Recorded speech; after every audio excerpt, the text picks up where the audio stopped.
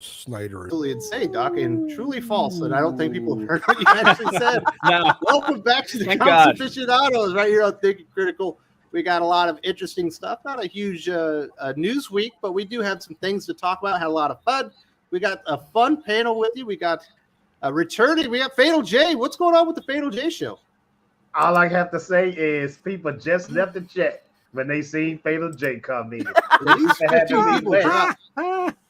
Thank you for having me, Wes. Wes, everything is going good on the Fatal J channel. Currently, I'm talking about Thor Ragnarok. Thor Love and Thunder, and it is absolutely trash. I have the review on my channel. Check it out after this stream. We had a review. Joe said it was probably his favorite Phase 4 MCU movie, but he didn't like it all that much. Considering all the rest of them have sucked so far, except for Spider-Man. No Way Home was good. Spider-Man and Doctor Strange. Spider-Man. Doctor Strange was fucking dumb. I loved it. Oh, I did too. Yeah. I loved it. Fatal J, so what's going on with the what is it, the Dark Council? Is that the show that you do that you won't invite me to? Well, they already have a white person. I don't want to be a token. Never mind. We have had white guys on the show. It's actually a white guy that started the show. Drunk 3PO. Drunk 3PO started the Dark Council. So you cannot say that we're excluding any other nationalities in the show, okay? And Wes, I tried to get you on the show, but you were saying, "Yeah, I'm asleep around that time." That's just the wrong timing. If you could adjust the show for me, I really appreciate that. It's hard to get the council together, let alone trying to adjust another time. I would have no idea what it's like to get 6 people together to talk about comic books every Saturday at the same time. So you got Thor Love and Thunder. That's the big video out right now. It's just Thor Love and Thunder. That was really the worst thing I've seen from the MCU in a long time. My wife even agreed, because my wife, she usually liked those Marvel films, but me and her, we had this look like, should we tell each other that we didn't like this? Now our son, he loved it, but my wife, she didn't like it. I didn't like it. So there you go. We've also got Carrie from Nerdy Girl Creates back. Carrie, we know there were some things that happened. How's everything going? Is everything all right? Everything is getting way better. Monday, Mom comes home, so then we're going to go from there and see what we have to do next. But I want to thank everybody for your love and support prayers. Thank you so much. I'm glad it all worked out. We have another member of the Thinking Critical family, AL. You likely see her in the chat here today. She's going through something with her mother as well, and they did get good news as well. So it looks like things are on the upswing as far as Mom's recovering, and that is very good news. As the videos have started again, how's everything going on the channel? Going well. I'm actually working on a very special video right now. It's probably not going to come out for a couple of weeks, but it's got to do with some controversy in the manga world. So stay tuned for that. I was in one of your live streams. It was pretty good too. It was like a ladies live stream. Oh, yes. She had ladies' night without me? What the hell, Nerdy? It wasn't my channel. It wasn't my channel. Fatal J won't invite me over to the Dark Council because I'm white. You won't let me go to ladies' night because I'm a man. Nerdy, yes, it was on your channel. It was on your channel. It's the streaming she uses. It shares on my channel. Oh, so y'all had like a multiverse stream. Y'all had a multiverse talking about. Wes is catching up on manga. We'll probably do a live future. No, she's trying to be nice now. I'm just teasing. Good to have you back, I know. Carrie. I'm glad everything's working you. out.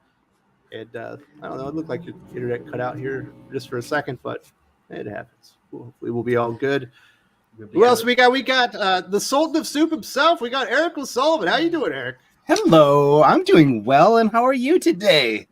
I'm doing good. So you're gonna make a video on how I can make hoagie rolls, which I'm gonna here in the Philippines and have better cheesesteak sandwiches. Yeah, you can make your own hoagie rolls at home. I got. When I used to watch the Cosby Show, I used to want a hoagie so bad. Like I didn't even know what a hoagie was until I saw the sandwich. In the South Boston projects, we call them a spucky. I wanted to jump through the TV screen when I saw him eating those hoagies. And he used to have those little apple juices in a glass jar. They don't even sell those. No, they don't that's sell not those. good for the environment anymore. Glass is bad. Whoever invented like the straws that aren't made of plastic will be in like the third realm of hell. Like that is the worst invention of all time. You know what I'm saying, Eric? But the ones that Yes. made out Is of it the milk. biodegradable straw that starts degrading before you're done with your drink? And it's wrapped in plastic. This is such a bad idea. But yeah, we had a good day. We had a good week at work, and the Sultan made lots of soup. I know that Doc loves that. He loves my content. Doc Fuck doesn't yo think soup. Chili, you like chili. You like soup. That's all there is to it. Yeah, I made a Chili chicken is chili. absolutely a soup. Yeah, Absolutely. I made a chicken chili that used apple juice as part of the stock. I had never done that before. I've been cooking 30 years. I'm like, really?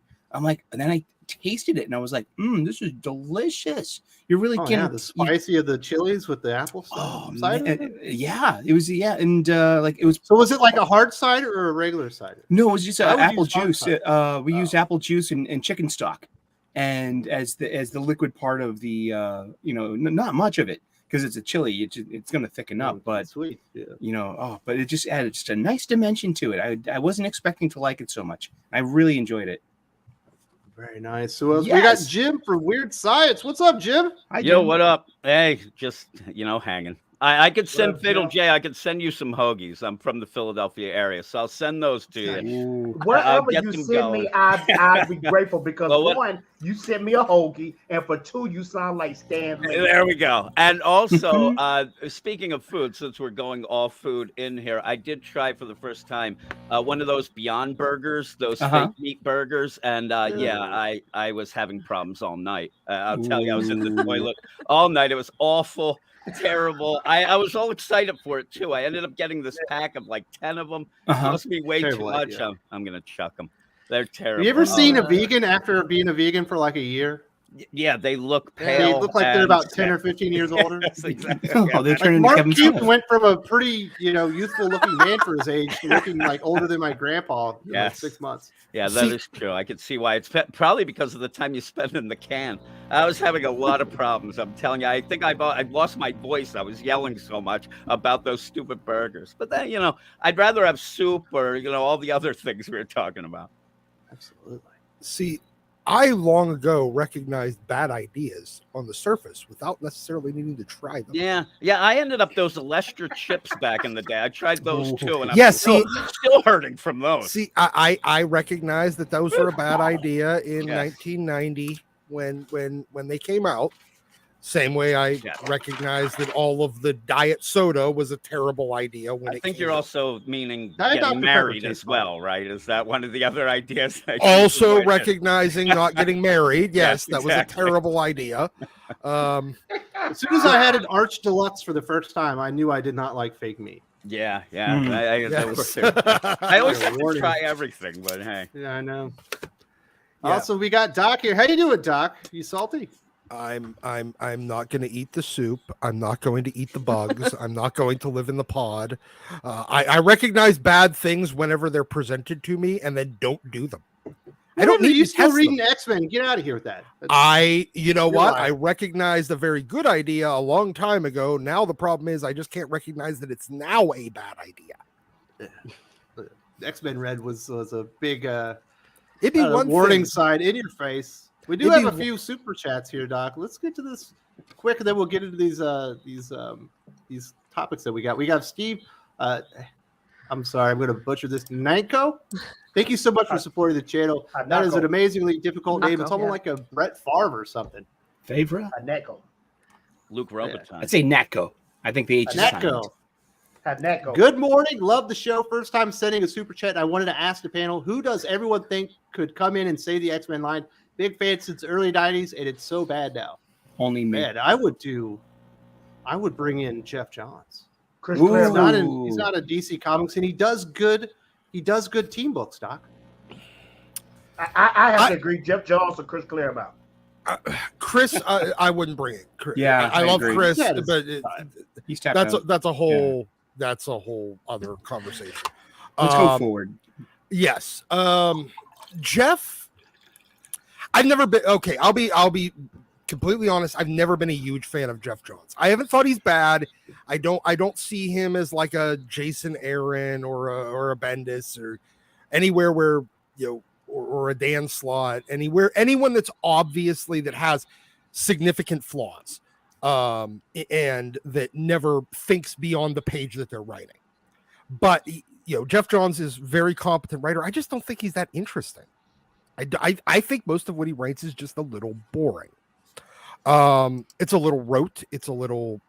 Did you read Blackest Night? Yes, I did. I have it downstairs. You thought that was boring? I didn't think.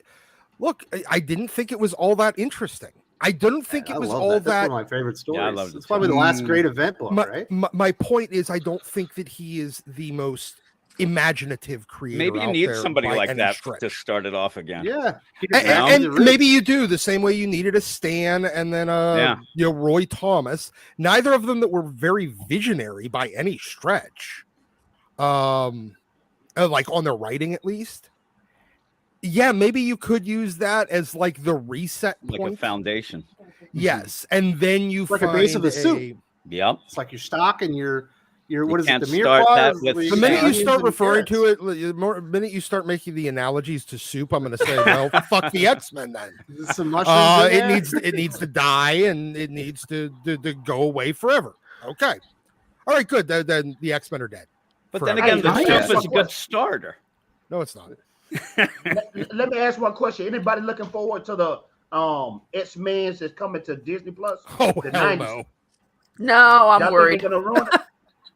Yeah. I've read enough interviews to let me know that there's something wrong with that show already. Yes. Wow. All right, Jim, who do you think should come in and save the X-Men line? I agree with you.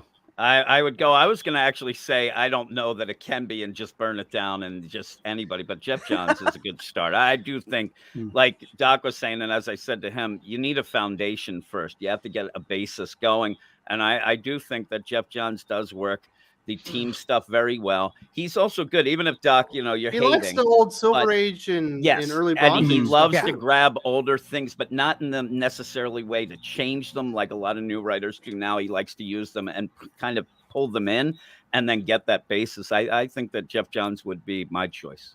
Yeah, fully. like run it like JSA because you have like Exactly. mentors and you have young and the next And generation. then it doesn't feel forced. learning. Yeah, it And feels that like was- it's a natural progression.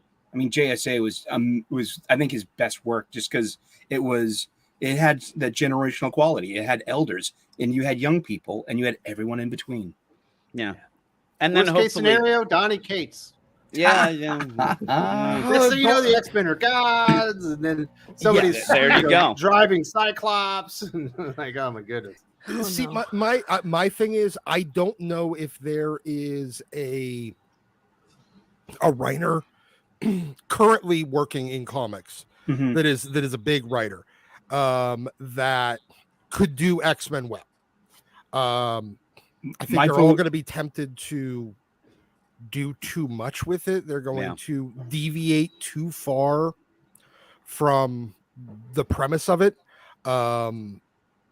But I do think, but then again, Chris wasn't a known creator. He was basically a fucking intern Mhm. at the time when he took over X-Men. The only reason he took it over is because Len Wein couldn't do it monthly. He did So you giant want size. Tim Sheridan on the book. No, that's the problem. Tom King. That's who he wants. Yeah, that's the problem. I think you're gonna, and the type of talent that comics is, I guess, attracting at a junior level at this point. None of them are good. Like anybody that can even string 3 words together coherently is not in comics at this point. All right, Doc. Come Well, on. that was a good Right. one. Thank you very much Hot to take. Steve for supporting the Thank channel. you, We've also Steve. got Callum Lyle. Wait, I'm too lazy to. What's up? I was going to say, we have our answer right here. It's Doc. Yes. No, Doc's a terrible decision. Yeah, no no, one not would Doc. work for him. Everyone would quit. There would be no comic books to make. You are correct. Everyone would quit. I mean, that's a Absolutely. guarantee. Aw.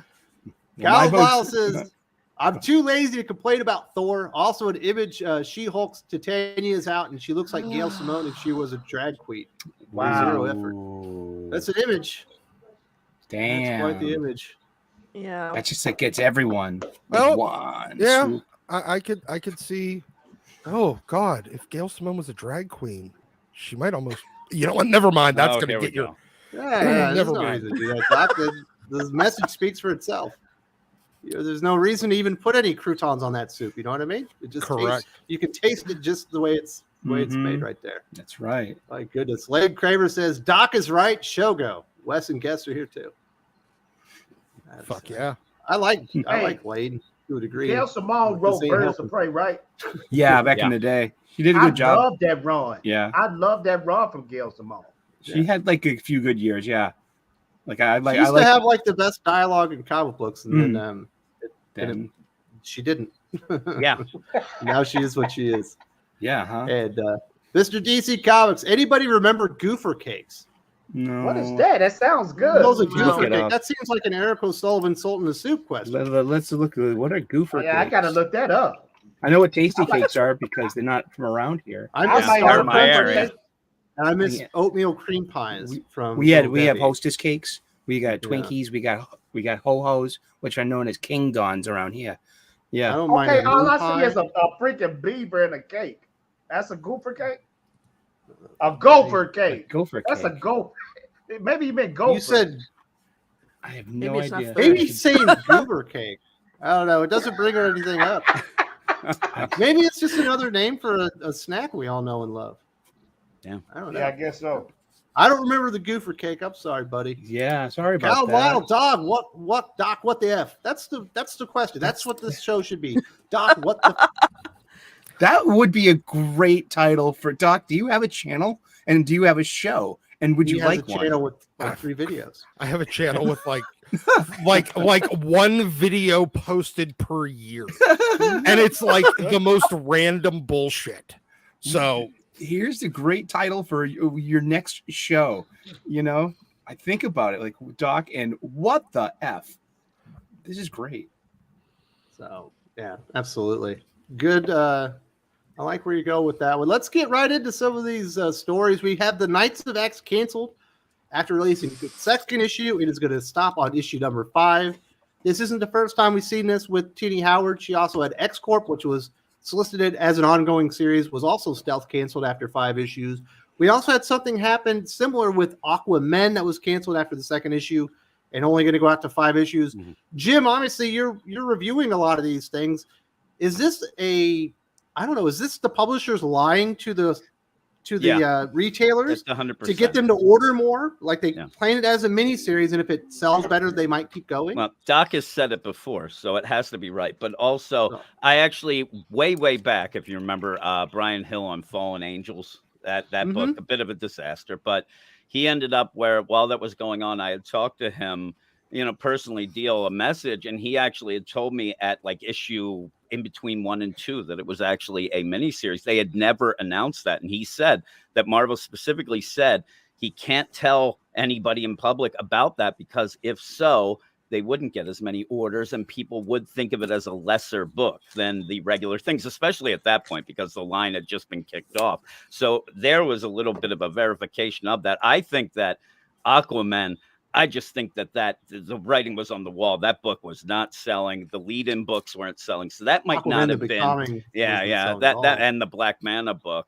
those two weren't set. And I think they were just hoping that if they say Aquaman, but the initial orders weren't in. But Marvel, how many times do we get this where it is the idea, oh man, this is a series. And even on a podcast talking and reviewing about it, I get so confused half the time because you never know. You try to look up things that feel like they're mini series aren't listed as that. And then all of a sudden they aren't or whatnot.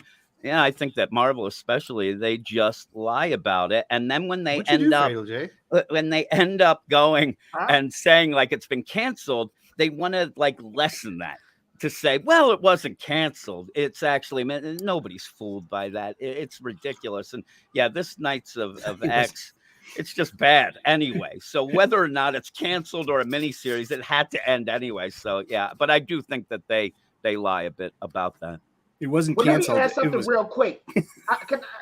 Just a real quick question. What is this with DC and Marvel going back with the knights and medieval times and all that stupid stuff? Well, What's up with this that? is the spin out of Excalibur, Mm-hmm. which obviously This was is- written by Claremont and within the X-Men universe. But those Excalibur sales were terrible too. I don't know why they decided to just put a new name on it and keep everything the same, Doc. Exactly. Yeah. this is look to answer Jay's question. It's Tini Howard, and she wants to be writing D&D and fucking like Game of Thrones fanfic, not superhero comics. But look, I mean, this is who that office is. You start with an ongoing, it gets canceled, you get upgraded, and I say that with air quotes, to a mini series, and then it finally graduates to a series of one shots, because the only thing that they can sell is anything with a number 1 on it. Because it's bad. It's bad. Well, Knights of X number 1 and what came in at like number 56. I know, but it's awful. Yes, I understand. Like that approach has worked for a very long time. You're starting to see the completely diminished returns that the law of diminishing returns was kicking in on this entire time with this whole sales scheme to inflate it, and it was so obvious what the game plan was. And my question for the last like 4 years has been, okay, well, what are you doing next? You did the relaunch and the variants and the graduated incentive variant schemes. What happens when those things stop working? Do you have a plan C? I think it's to put Fortnite codes into every issue. I think that's their plan. That may be the case too. I mean, literally pay fucking Fortnite developers to, like, Jesus Christ, yeah, you guys got to do something for us. Maybe that's the solution, but beyond that, all of these it's graduating to its inevitable conclusion of a series of one shots. And this always comes back to the fact that you have a comics industry that works a lot like the movie industry, in that they will never accept that their idea was bad. I agree. It's that the readers somehow were wrong. The viewers were somehow wrong. And when they do, and on the rare instances that they say, that didn't work, they learn always the wrong lessons. Every single time. I mean, we heard it with Hollywood for years of, well, female-led action movies don't work because of Catwoman, and there was a couple other ones that were fucking terrible that flopped majorly. And the response was, well, yeah, they were all bad movies. It had nothing to do with a woman in the lead. It was bad movies, but they always learned the wrong lessons, because the right lessons would be learning that they fucked up with the story, that they put together a story nobody actually cared to read, watch, listen to, whatever. And that's where you're at with Marvel. They won't even accept, but this comes back to something even more fundamentally ego damaging to this editorial staff, is that their talent evaluations are completely wrong. That the people that they believe are talented, that have great ideas, none of them are marketable ideas. And that kind of ego death, that the accepting that would be pure ego death to these frankly talentless editors. Well, I mean, they signed up Tini Howard as an exclusive Marvel creator really before she'd done anything of note in the industry. And she stood there and she failed on everything, even including a Thanos miniseries. That immediately followed. At the time. Yes, that immediately followed Donny Cates making a Thanos title that was like universally praised. Yeah, it preceded, the Endgame and Infinity War movies.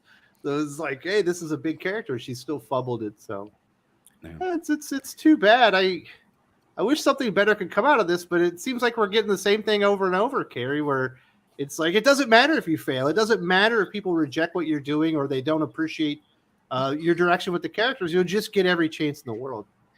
It's like, we're just going to keep throwing stuff at the wall and see what finally sticks. It's the problem is also the top. They keep letting this happen. And it's like, it's not selling, but you keep giving this person who's not selling work. Why? Yeah, it's Well, like, it's an important title. yeah, it's like you're throwing spaghetti at the wall, but then changing the name of the spaghetti, but it's still spaghetti. It's not going to stick. It just doesn't Yeah. work, and Exactly. it's ridiculous. And going back to before when we said about who would go in to write the X-Men ship or whatever, we didn't even mention, and it comes in this, that somebody needs to be a better talent evaluator as well. You don't just need Yes. one good writer. You need everybody, and you need somebody that can recognize talent and get talent in. You need somebody that's going to be able to get some big names in. I don't know that Jeff Johns is that guy right now because of all other things, but you know, if they could get better talent evaluation, maybe that's the big deal. In my experience, looking at very, very talented writers and the people that they have brought in, they are the worst evaluators of talent on the planet. No, I mean, Bendis, even during his heyday, when he was still writing very well, look at everybody that he brought in. Every single one fucking sucks. No, he's like, didn't he bring in Hickman? No, Hickman was already coming into the industry. He just started mentoring him. And then they fell apart. No, Remender was already into the industry. I'm talking about like your David Walkers, your Chelsea Canes, your there was a handful of others that were, I mean, Warren Ellis, great writer. Every single person that he helped usher into, we got Fraction and fucking Kelly Sue and a bunch of other no talent hacks. Hey, Scott Snyder brought in. How about Scott Snyder, Tynan and Josh Williamson. Yeah. All right, fine. Decent writers. And Marguerite Bennett. But side note, but and Vita Ayala. Marguerite Bennett was already in the industry. Yeah. She had already done an X-Men run by the time she hooked up with them. She's actually a pretty decent writer. I don't know. No, she's not a bad writer by any stretch. Good. But I mean, you look at Hickman got put in charge of. He was the head of X. Look at every single person he brought into that office. The only one that even showed promise was Ben Percy. And even that went out the window pretty quick. Yeah. Everyone was bad. Everyone. And even Jim Shooter. Jim Shooter saved comics, man. Bring Jim Shooter back. Jim Shooter. It's time for Dan the only dude that ever took a company that would die safety in front of him. That'd be crazy. That would be crazy. I think you also got to get the editors to stop being afraid to tell people when they stuff are. is shit. Yep. Yeah. Well, I think the editors are the ones that are coming up with the storylines, and then they're hiring the writers. At DC especially, yeah. Yep. So they probably need to find editors that can write, because you look at Chris Claremont's X-Men run, a lot of his editors were just really good writers or ended up being great writers like Louise Simonson. You go and you look at the time, you had like Christopher Priest was an editor. You go over to DC and, you have so many good creators like Marv Wolfman's an editor at the time. And now it's like it's a bunch of people that. Yeah, I'm sorry. I was reading Johnny Jam in the chat. That's right. Shooter would fire people. That's why I said Jim Shooter. You know what? Somebody else in the chat had a much better idea. I'm pretty sure Tini's current book would sell better if it was Knights of Triple X. Make the porn parody of their own comic. People might actually read it then. It would be a daring direction. Works sometimes in manga, so hey. It could happen. Just gets frustrating every once in a while, Jim, because they literally just took the exact same story. They took Excalibur and they put a new name on it, thinking that was going to save the series. Yeah, and that's the thing too. With that, you have to at least change the writer, the creative team. If you're going to continue it, you got to do something to change. We're talking about that. That's what I'm afraid of after this Dark Crisis at DC. They're just going to throw the same books with the same writers, maybe change the title a little, but you do have to change. Yeah. If something doesn't work, you have to change it. They're not willing to do that.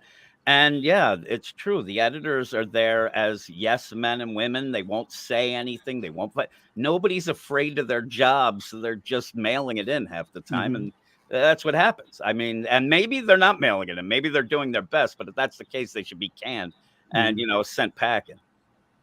But yeah, getting canceled after 2 issues shouldn't be a normal thing. It's not No. cancellation; it's consequences. It's getting consequences after 2 issues. That number 5 is going to be the end of it, and they claim that they're going to continue the story on, Eric. That's another problem. Like it failed at Excalibur. By the time it was over, it was ranked in almost near 100. It relaunched this Knights of X. It got up to number 50 and dropped like a rock. And then when they do it with this, the third iteration with Captain Britain and the Britain Corps, whatever they're going to call it, it's going to fail again. You can only sell the same thing twice. Once as an entree, and then any leftovers, I put on my pizza the next day. Because you're supposed to make a stew out of leftovers. And you can make stew out of it too. You You put make soup on pizza. Wonderful soup out of this. And pizza? Well, you could make a bread bowl with a tomato soup and a nice. Hey, can you stop making me hungry? Mozzarella. Yeah. Jay, go get your breakfast burrito. Yeah, where's your? I think my wife is getting one right now. I think it's like this. I think that there's a push to get the old comic book boys club out, and that's coming from publishing because they have to adhere to the new social standards since 2015 or so. The needle has been moved. That comes through publication in the publishing industry. That's not just in comic books. That's in everywhere, in books and in magazines and in newspapers. So now you have this group of young guns, the young writers. These aren't comic book writers. They're not into superhero stories. They're college graduates. And for the past 30 years in colleges, it's been besieged with political correctness, which has evolved into what we call, woke now, which is actually postmodernism. But these progressive mentalities, they want to make progressive stories, not superhero stories. Well, they also keep mining their talent from YA graphic novels. Well, you're successful there, and we want to have a female perspective on the character. We'll just grab a YA graphic novel writer and make them a superhero writer. It's like the two genres basically have zero expectation crossover as far as what should be in the story. And is it working? No. You just Mariko Tamaki and you put her on Detective Comics. What happened to Tech? It's out of the top 50 now? It's almost out of the top 100. Yeah. I mean, geez. Tech? Are you kidding me? That's like, wow. Pretty much unheard of. That's news. Yeah.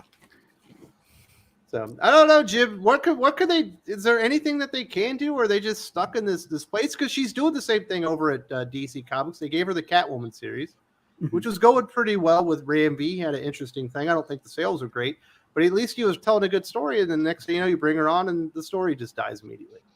Yeah, I don't know what happened with that Catwoman because I actually liked the first couple of issues of it. That was kind of going back to the Genevieve Valentine run. It seemed like it was going to be something where Catwoman could distance herself from everything, be a little smarter, whatnot. And then all of a sudden you got Harley thrown in. And then it's right now it went from, oh, that's kind of interesting to just falling flat. And I am not interested in that book at all anymore. And yeah, I think that it's, I don't know. I don't know why she keeps getting these big opportunities the way that it's playing out, because as everybody said, people are failing upwards in this. And I do think that DC seems to think like, oh, look, Marvel's selling. Let's grab somebody from Marvel. But they're not looking at the right people at Marvel either, because if they looked into it, they'd realize Tini Howard isn't the success of Marvel. That's why they brought Bendis over, because they wanted some of that Marvel success. Yeah, Bendis is coming. We all, got those ads. They brought over Fashion. He brought over Kelly Sue DeConnick. And sometimes there's writers that work better at different companies. Mark Waid right now is killing it at DC, but there's some writers that don't work at any company. They don't work well because they're not really good at writing comics, especially superhero comics. And again, the talent evaluation at this day and age right now is just nothing. And I just don't get it. I don't get it. The combination of not knowing talent, but not knowing when to fire them is just killing all of it. We do have a few super chats. People want to chime in on this. We got Lade Kramer. Thank you so much for supporting the channel. I am considering dropping X-Men. I never got over Immortal X-Men 1 and 2. Hope beats Selene by sniping her, helping a woman who is mentally confused be assaulted, and help snap her neck. So heroic. Bad taste. Hey, Kieran Gillen writes more shitty Kieran Gillen comics. Shocking. It That's another thing you see on the indie scene a lot is in indie comic books, a lot of times the protagonist is like a terrible piece of shit. And by the end, you're like, yeah, I don't want this person to win. And they kind of bring a lot of those sensibilities into comic books. I don't get it. That's who Kieran Gillen was on, Phonograph. Mm-hmm. Yeah, that's what he basically wrote over there. Fuck him. Look, he was a shit writer the first time we had him on X-Men, and you're expecting him to not be a shit writer the second time. Was it Immortal X-Men 1 or 2, Doc, where we had I think it was Hope saying that Professor X is a jerkface or something? Yeah, it was a callback to that stupid the Kitty Pryde issue. Professor X is a jerk. Yeah. I mean, it's wonderful. It was a funny meme, like, you know, and like amusing for 1982 or whenever the shit it came out. Not so much 40 years later. I'm like Wes, though. It takes real talent to write a team book, man. Yeah. You can't just have just a regular Joe on these books, and that's why these books suck. You got to have talent, man. Because team books, you have to dedicate space and story to highlight all the characters and elevate them. Otherwise, you have kind of what happened with Jerry Duggan's run, which Doc and I are going to talk about in depth tomorrow. But I don't know, Jim, what did you think of Immortal X-Men? Did you have to go read those? I did not. I ended up we ended up doing a bunch of X-Men stuff, and I ended up, as I was dropping more and more books, I thought it was silly to even have a podcast. And the podcast was doing pretty well, which makes it very obvious that the books, I just couldn't take it anymore. And I got through last year's Hellfire Gala, and then after that, lost complete interest, and then just read some of the, bigger ones. But right now, I'm pretty much done. I really am. I just can't take it. I'm with you. Doc and I had to stop doing Worst of the Week. I was like, I can't do it anymore. Yeah. Apparently, Doc is just has infinite ability to read bad comic books. Yeah, I do, apparently. Take a break. Yeah, I did. I took a long break, especially from X-Men. I came back literally for when I heard the good buzz about Hickman. I got a couple of random issues of House of X and Powers of 10, and I was like amazed with it. I loved what he was throwing down there, and especially the infographic pages. They look like they were out of the Secret Handbook. I love that. There was something to those funny books. And I got issue 1 with Lionel Yu. That was really good, but that's when I was like, no, there's something fishy going on. And it's after a while in those infographics, they started having like recipes for soup. Yeah. It was like a flyer for a dance. Crazy. There was poetry from like one of the characters. I was like, you've got to be fucking kidding me. And as an aside, when you're doing stuff, podcasts, your YouTube channel and things like that, people think that it's real fun to crap on comics all the time. It wears on you. It wears on you so much. And then, it's tough. I would love to sit here and be like happy about the shit that I like being done well. Like he's smoking soup again. Yes, I'm definitely totally talking about fucking. Doc is the only man I know that can read just terrible comic books and come back for more and loving it. Yes, I don't love it. I swear to God, I am the world's biggest literary masochist. That's being an X-Men fan. Wade Kramer is discovering that. So you are not alone, sir. We are all going through very similar things in our lives as far as comic books. Cal Lyle says, I've tagged you in a tweet of what if Doctor Strange 2 was good. And I wrote, I hope you enjoyed and leave a comment. Doc, especially hope you like my end credit. I didn't say that one. I'm sorry. Me either. Doctor Strange 2 was good, Callum. I enjoyed it. He did like Doctor Strange 2. But there's sometimes, I like sleep while everyone else is awake. So I'll wake up and sometimes I'll have like 40 tweets or sometimes even more than that if I sent something out that was kind of funny waiting for me. So I will go back and find it, though. We'll definitely. Hey, I put Doctor Strange 2 in my top 3 MCU movies. I'm serious. There's not a lot of room for Doctor Strange when you got the Winter Soldier, Avengers, Infinity War. America Chavez didn't piss me off as much as I thought she would. I mean, I thought there was a couple of Gabby Rivera level scenes and lines with her that I was like, holy menstruation. Yeah, no, she didn't get She didn't go there. holy No. menstruation, but there was a couple that I'm just sitting there going like, oh god, I can't believe you didn't throw out absolutely everything from the Gabby Rivera era, that they even like picked and chose like any parts of that, and they did keep a couple of bits. I'm gonna tell you why I really liked it. I'm a Evil Dead fan. That's me too. Yeah. All that was the Evil Dead MCU movie. Yeah, I was hoping they'd go. I was hoping they'd go more full blown Marvel zombies. I think that's what I thought the Stephen Strange teaser was like, oh, that's what I was they're bringing in too. all the zombies, really? Yeah, okay, let's talk about multiverse. You know, that would have been cool. But shout out to Sam Raimi. I really like that movie. The music was great. It was Danny Elfman music. Yeah. Gal Lyle. Odd Fantasy. There's an anime reboot called Bastard. Nerdy Girl. Hey, and on Netflix, Bastard is showing too. It's a great anime too. I think that's what he's talking about. Did you like it? Oh, my bad. In my head, I read manga. My bad, man. Sorry about that. Well, do inform. Nerdy Girl's not here. What happened to Fatal J? Is it awesome? Oh man, this is top. It's finger licking good. I love it. I'm a hardcore anime dude, so it's some good stuff. People need to watch. Sure?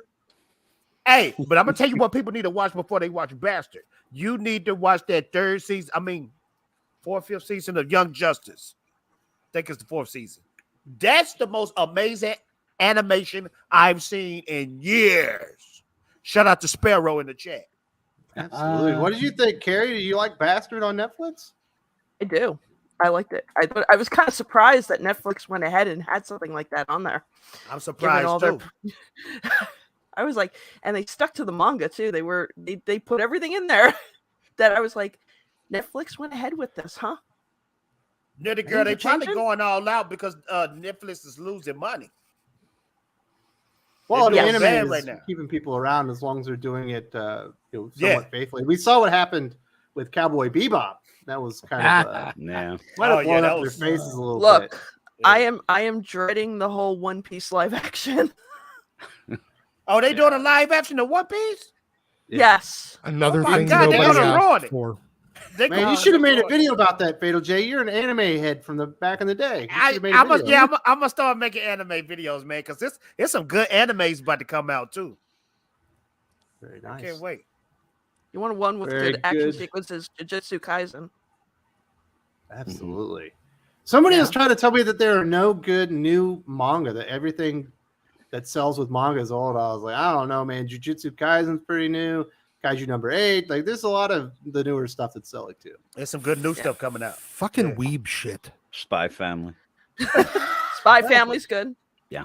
I like some of the newer ones too that nobody would have ever heard about except Nerdy Girl. But yeah, I like some of the new ones. They don't have I don't think they have anything that's going to replace the real big ones because a lot of the big ones are ending. But I do like. Give me time because sales are up there. So now I'm talking like ones My Hero Academia. Yeah, I would never say never because on Attack on Titans, that's like the best anime known to mankind history, to me, and that's fairly new type of manga anime stuff. This is not better than Vampire Slayer D, so I don't even know where you're. No, it's better, bro. It's better. That shit. Yeah, I'm talking stuff like Rory Dragon and stuff that nobody would know. Jay's clowning himself out himself as not being a real anime man, fan. I got Vampire Hunter D VHS tape. It's better than Vampire Hunter D, bro. You're crazy. Yeah.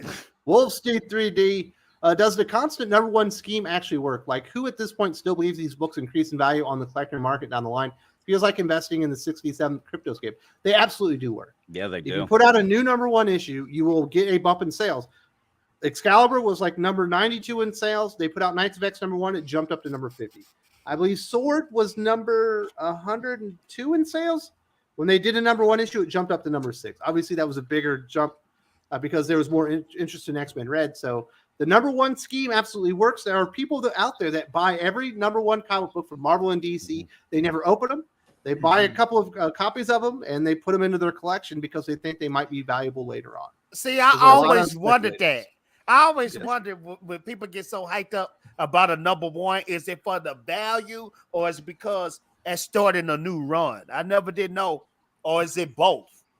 I think it's for the value, the whole speculator thing. People, they're like Beanie Babies. My mom was into that. Like, oh, this is your Beanie Babies. I'm going to give them to you. No, you're not. I'm going to give them to a child. But that number one is still worthless because they printed how many of them? Thousands? Well, a lot of times, yeah, the print numbers are high, but you can find something like a Naomi number one from DC Comics by Michael Bendis, new character in the DC universe. The orders on that were spectacularly low. I think the first print run of Naomi number one is only 18,000.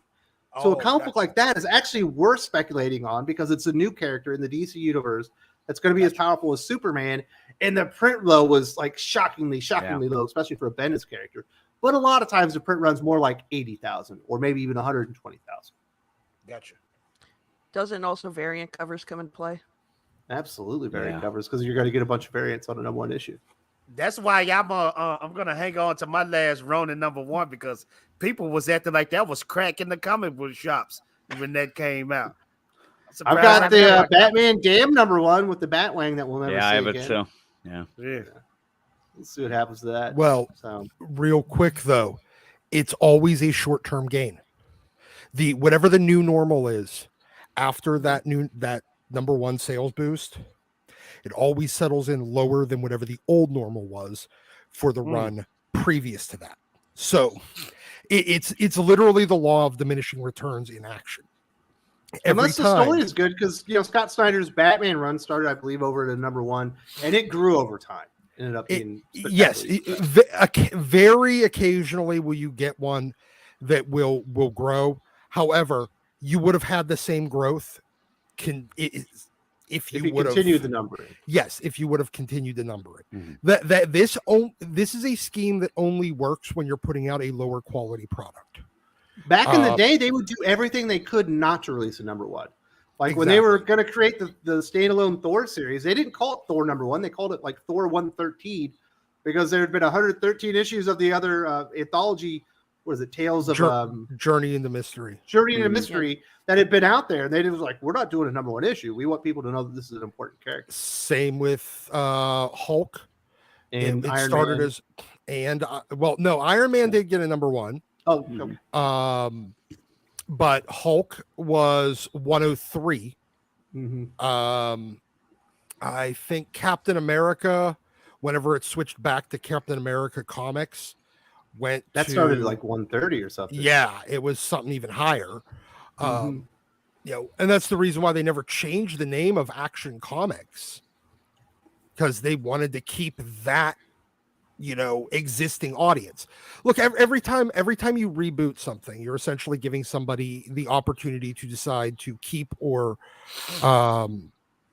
essentially continue the purchase. People that are buying comics, they look at it as a recurring purchase, like a Netflix subscription. It's just going to cost them $5 a month, or whatever the cover price is. They expect that. Now, however, getting somebody to sign up for a new subscription is difficult, and every time it's like asking somebody, it'd be like Netflix sending you a thing every year saying, hey, do you want to continue your subscription, and giving you the easy opportunity to say, you know what, no. It allows you to reevaluate your purchase, your ongoing purchasing, and more people opt to inevitably leave than they do continue.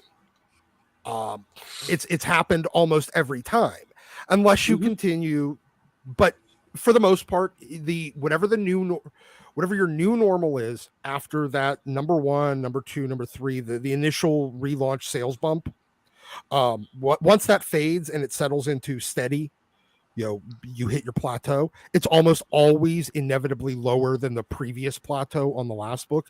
So you need to, it creates a situation where you need to continue doing that. And eventually it's like doing fucking heroin. The high is what used to be your normal. Okay. We got some more super chats here, Don. We got Yellow Spider Guy. Anybody excited for the launch of the Rippaverse? I am. Shout out to Young Ripper. He dropped hundreds on my Ninja Blast campaign. So I am forever grateful for that brother, and I support anything that he does. So I can't wait for the Rippaverse. It's very difficult Yeah, I for think me they're to launching support tomorrow. like crowdfunding campaigns overseas. The shipping gets very expensive. But Yeah, I'm very excited that there's an alternative, and hopefully he's able to get it out there like mass distributed like everything else. I think he's going to have a successful run in comics. I really do, because his fan base is crazy. Well, he's got to be a good writer. What do you think? Are you excited for this, Carrie? I'm waiting to see what it's about. I'm curious. I did sign up for the notification. I think that he's dropping a video tomorrow with more details, so we'll see. Yeah. I'm always up for new creators. Hey, I am too. Someone's trying to sit there, not only just point out the problems, but give a solution. So best of luck to him, and I hope everyone loves it. We got Wraith X7. Marvel needs to hire Claremont and Louise Simonson as co-group editors for the X books and let them do a hard reboot on the creative life. I think Claremont has a good contract where he gets to sit around and not work for money. Yeah. Yes. You know what I mean? And he also is, especially in the modern era of starting to reprint things, Chris's contract still, my understanding is, it's basically still the contract he signed way back in the day for all the residuals on reprints. And when he did that, the royalties and residuals for reprinting, this is when reprinting never fucking happened. So they got big royalty checks for in the event, because that meant it was super successful. Now they're reprinting everything, including all the stuff that was basically filler issues when he was doing it that never would have got a reprint in the 80s and 90s. And they reprint it in multiple different formats every couple of years. Yep. So he's getting a check every single time, and on with a significantly higher royalty rate than what, say Donny Cates signed for his Venom run these days. Because he'll get a milestone run on every event that happened. They'll get an epic collection, on all of those things. You get a Masterworks with the big Omnibus. Yeah, it's crazy. And it was stuff that, in 1995 would have never been collected. Like, they'd be like, well, the only thing that was worth collecting was Dark Phoenix Saga and maybe, Follow the Mutants. Now it's literally everything. So he's getting checks for shit probably almost as much as he made back then. Yeah. We got Cal Lyle. Oh, this is definitely a you found. I kind of like Cal Lyle. Oh, come on, man. You know, Elf Young Justice. Let me tell you something, sir. You must haven't seen the last season. I have never seen that much death and destruction and just beautiful story writing in a DC animated movie. I mean, animated show. You have to watch that, man. Phil the last arc. Are you a Green Lantern, the animated series hold on, fan? man. Caleb about to make me rip my shirt off like Hulk Hogan. Don't do it. Do it. That's disrespectful, man. That stuff is incredible. Like, I sat there and binge. I never binge a show. I binged this almost the whole season. It was so good. That's good. I mean, did you watch Green Lantern, the animated series, when it was out about 10 years ago? Did I watch what? Green Lantern, the animated series. It was 2 seasons. I must have missed that one, but I see it on HBO Max. I'm gonna have to check it out. Good. That's where Razor comes from. Okay. Yeah, Razor, the red and blue lantern. Razor was dope. Yeah, Razor was in that. He was in that one. He was in the last season. Yeah. Yeah. So I do want to point this out. Aaron Sparrow, who wrote a issue of Young Justice in season 4, comes onto the channel, and people will come in the comments and be like, "Aaron, what happened to season 4? Answer for this." It's like he wrote one episode. Aaron, I just want to say, brother. Aaron, I just want to say you and the other writers did an incredible job. Freak everybody who says it's bad. Caleb, I love you, but I'm just saying. You want to talk to Greg Weisman and Brandon Vietti? I believe those are the showrunners. That show is fan-freaking-tastic, and I hope they come out with a season 5. Oh, that's almost guaranteed. They just did it in between season with Phantoms, right? I think it's Phantom. So. Phantoms, yeah. Carlos, 8560. Thank you so much for supporting the channel. I saw Older Bastard anime. It's a cool series. And is it called Older Bastard? Is it just an older version of Bastard? This is a remake. This is a remake on Netflix. Yeah, there was one. I think it was like early '90s. Yeah, nerdy. It's a lot of remakes coming out. Trigon. I saw you in the chat say you're a little iffy about that. It do look I funny. don't like the looking. animation. I don't It's like 3D. the animation. See, it's only good to use 3D in some elements of the show, but when you do it all the way through, it looks funny looking. I still prefer the turtles in 2D. I don't like the 3D animation on it. It makes them look. I agree. Yeah, I'm a agree. 2D head too. I'm a 2D head. This piss off stuff. You're a I'm 2D still head, getting huh? used to it. It sounds Fatal like J Bleach looks good. Yeah, that does. Bleach do look good. Yeah. And it's, I want it's an another older one that's bastard. coming out that look good too. Ragnarok. Do you watch Ragnarok? Where they I fight each have other not in the watched ring? Ragnarok yet, but I have the manga. Please do it. Please do it. Please do yourself I a will. service. oh man, Cal Lyle's giving away spoilers. I don't know if I want to put up this, but people might not have seen the big movie yet. Spoiler alert. There's a character introduced in Thor at the end credits that's going to be obviously a big part of Thor moving forward. Oh no, But I'm it's talking not- about I'm talking about an anime called Ragnarok. I'm not talking about. I'm talking about a super chat from Cal Lyle where Yeah. he's talking about a Oh, I spoiler know where he from was the going. Thor movie. Gotcha. And I don't want to show it because I don't want to ruin the movie, but I do want to say thank you to Cal Lyle. And he says this character looks like Dan Slott in a skirt. Wow. That's a visual. There's a clip. If that Sexy. gets you excited, that's going to be maybe at the end credit scene. But obviously, they had a couple of interesting end credit scenes on the Thor: Love and Thunder movie. Don't give away the spoilers, Fatal J. I know I could see you creeping up on it. I'm not. I almost did because I almost said a favorite character is not in this movie. That's all I'm gonna leave it as. I'm gonna leave it as that. Leave it as that. Mhm. So thank you very much, Kyle. I don't want to ruin that part of the movie because it's not in the trailers. It's not even hinted at in any of the promotional stuff, and not everyone has seen it yet.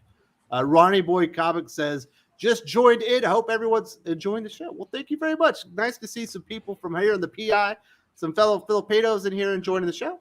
Obviously, it is 11 o'clock at night here. It is not early to be watching this show, and I hope you had a fantastic week and you enjoyed your comic book adventure this week.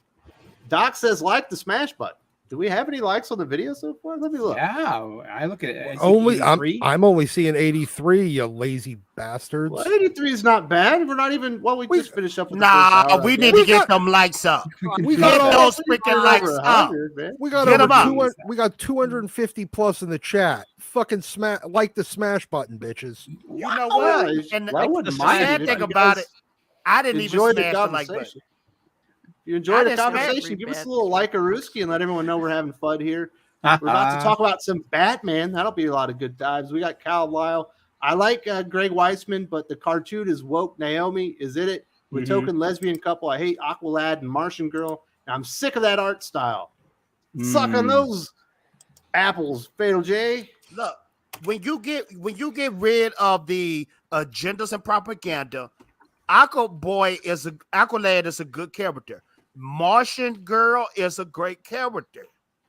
She's a great character. If you get and the woke stuff is only there for a little bit, but overall it's a great story. This is great storytelling. This is what we missing in Hollywood and in these animated shows is great storytelling. Ever since the caveman days, human beings crave a great story. Young Justice is a great story. I don't see how they did this in freaking season 4. Usually in season 4, things are slumping and going bad. This Can you was the imagine best Aaron season. Sparrow back in the day having his beard as like a Cro-Magnon man, drawing Young Justice episode on the K-Balls for people to discover? It's good I can see stuff, that, man. right? He's got I a almost look started to it. crying when I got to the last episode, man. Whoa. 'Cause Well, I he wanted did to- second to last one. Maybe that was the one that got you. I wanted to keep going. Yeah, that's probably why they gave you but that. they Fatum but they role for did these make three. they did make General Zod black though. They made him black. I wasn't expecting that. It's Is like he when you black watch in the comic Superman and books? Lois the first season, and you're like, they made Lex Luthor black, They made What Lex was it? Luthor black. and then you watch it, you're like, oh, they were just doing that to get people mad. That's not really Lex Luthor. But There's a General little Zod slurs. is not black in the comic books, is he? No. Is No. That's what I was thinking. I was thinking. Other maybe I than haven't read- was it Connell? Okay, that's Val Zod though, so it's like Bowser. See, I was Yeah. thinking Val Zod, and then he said, "No, Yeah, I'm that's it, General too. Zod." well, yeah. I said, So they had him.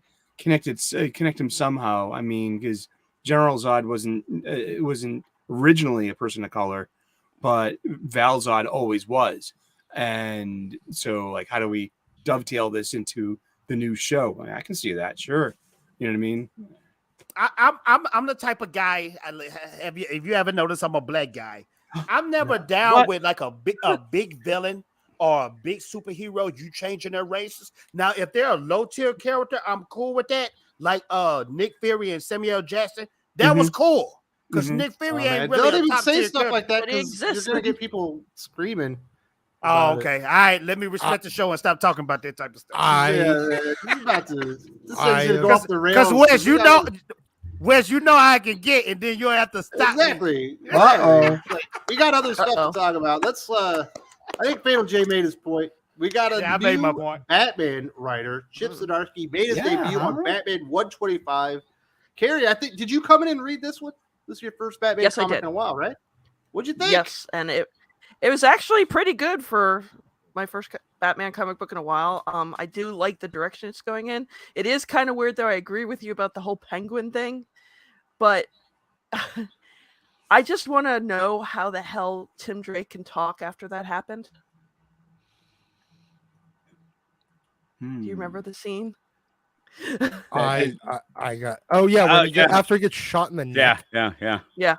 He shouldn't be able to talk. Yeah, probably going to cause some problems on the whole speakifying thing. Yeah. That was kind of like weird. And then I think somebody's a big fan of Batman Returns with the whole Penguin looking just like Danny DeVito. Mm-hmm.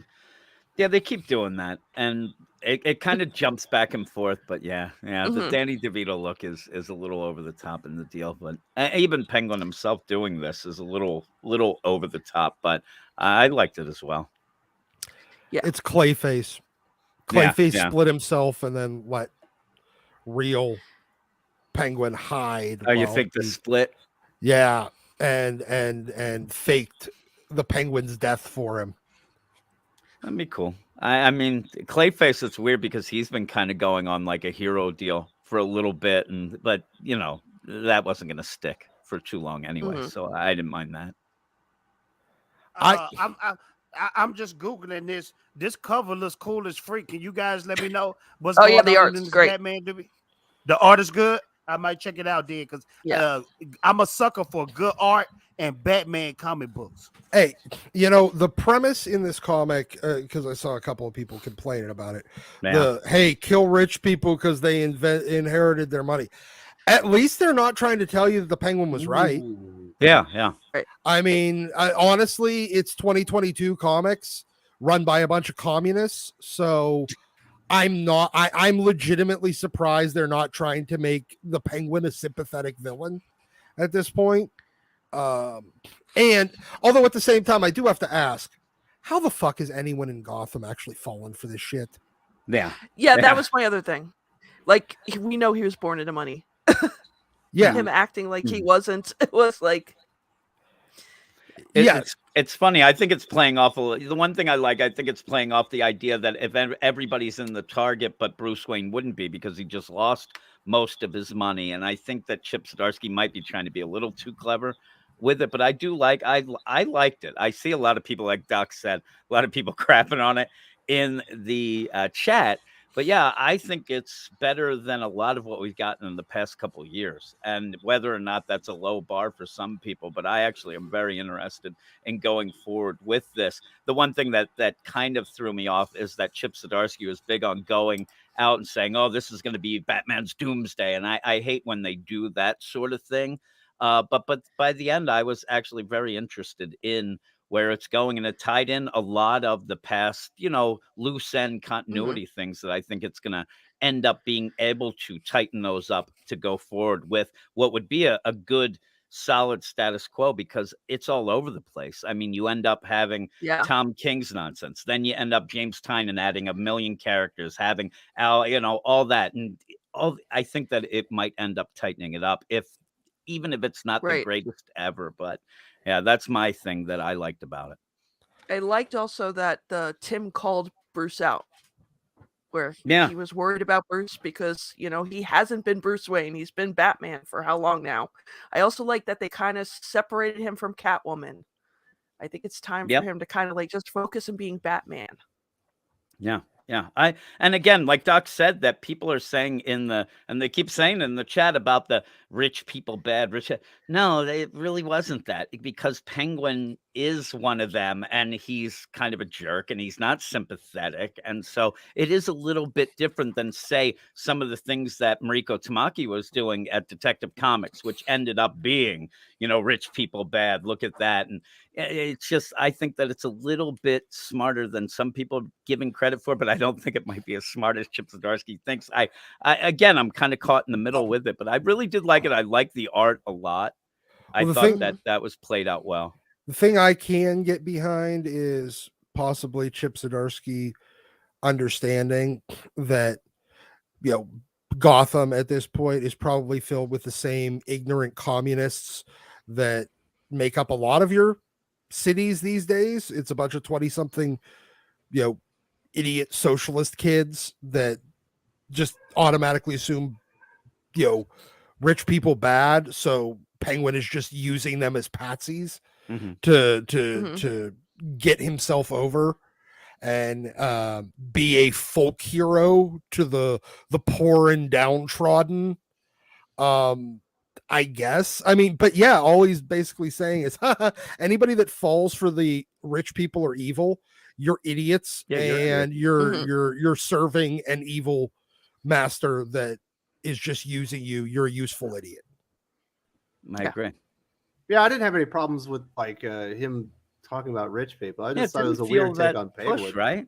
No, but I liked the comic book. I thought it was good. The art was amazing, Jim. That's where it stood out. Yeah, and Batman's, you know, punching people in the face. We haven't seen that in a while. He pretty badass at points. You end up he rips that dude from the glass. Oh my god, the glass window awesome. To get him back. Yeah, we haven't seen that. No, like the idea that Batman works on fear and everybody in Gotham's crapping their pants. That hasn't been that in a while. We've even had stories recently where Batman solves a rioting bunch of people by hugging them.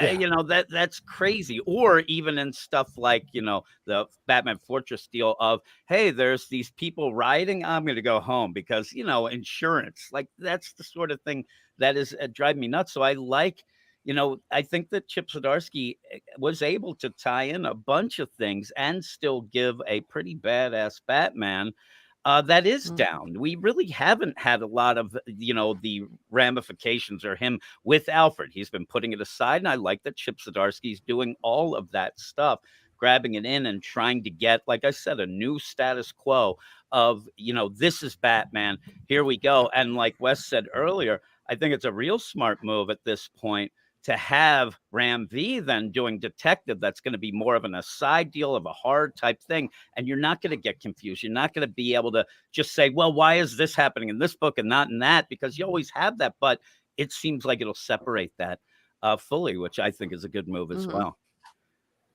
Yeah, plus, this arc is going to end right as Dark Crisis ends. So who knows when whatever's going to go on from that and how they're going to. There might be an enormous jump forward in time in the DC Comics comic universe. Exactly. And you might have a little bit of a soft reset. You know, the idea of people dying may kind of not be, who knows? But I do like that. Like you said, Chip Zdarsky says, I'm going to be on it in years. Even though Tom King said he'd have 100 issues, that didn't come out. But, you know, you end up with this where I think that I'm looking forward to it. I see, again, a lot of people don't seem to like it in the chat. That shocks me, actually. I thought it was a nice solid take. Fatal J, did you read the comic book? No, sir, but I saw the art and it looks beautiful. You think, come on, this is a comic book show, Fatal J. Look, I live in the past. Right I now, read it. I'm writing Batman. I'm reading Batman Sins of the Father. That comic book is freaking amazing. You need to read Batman Strange Apparitions. Now that is a story. Okay, I'm gonna check that out too. I'm telling you, I always live like a year or two of what everybody is reading now. I'm catching up.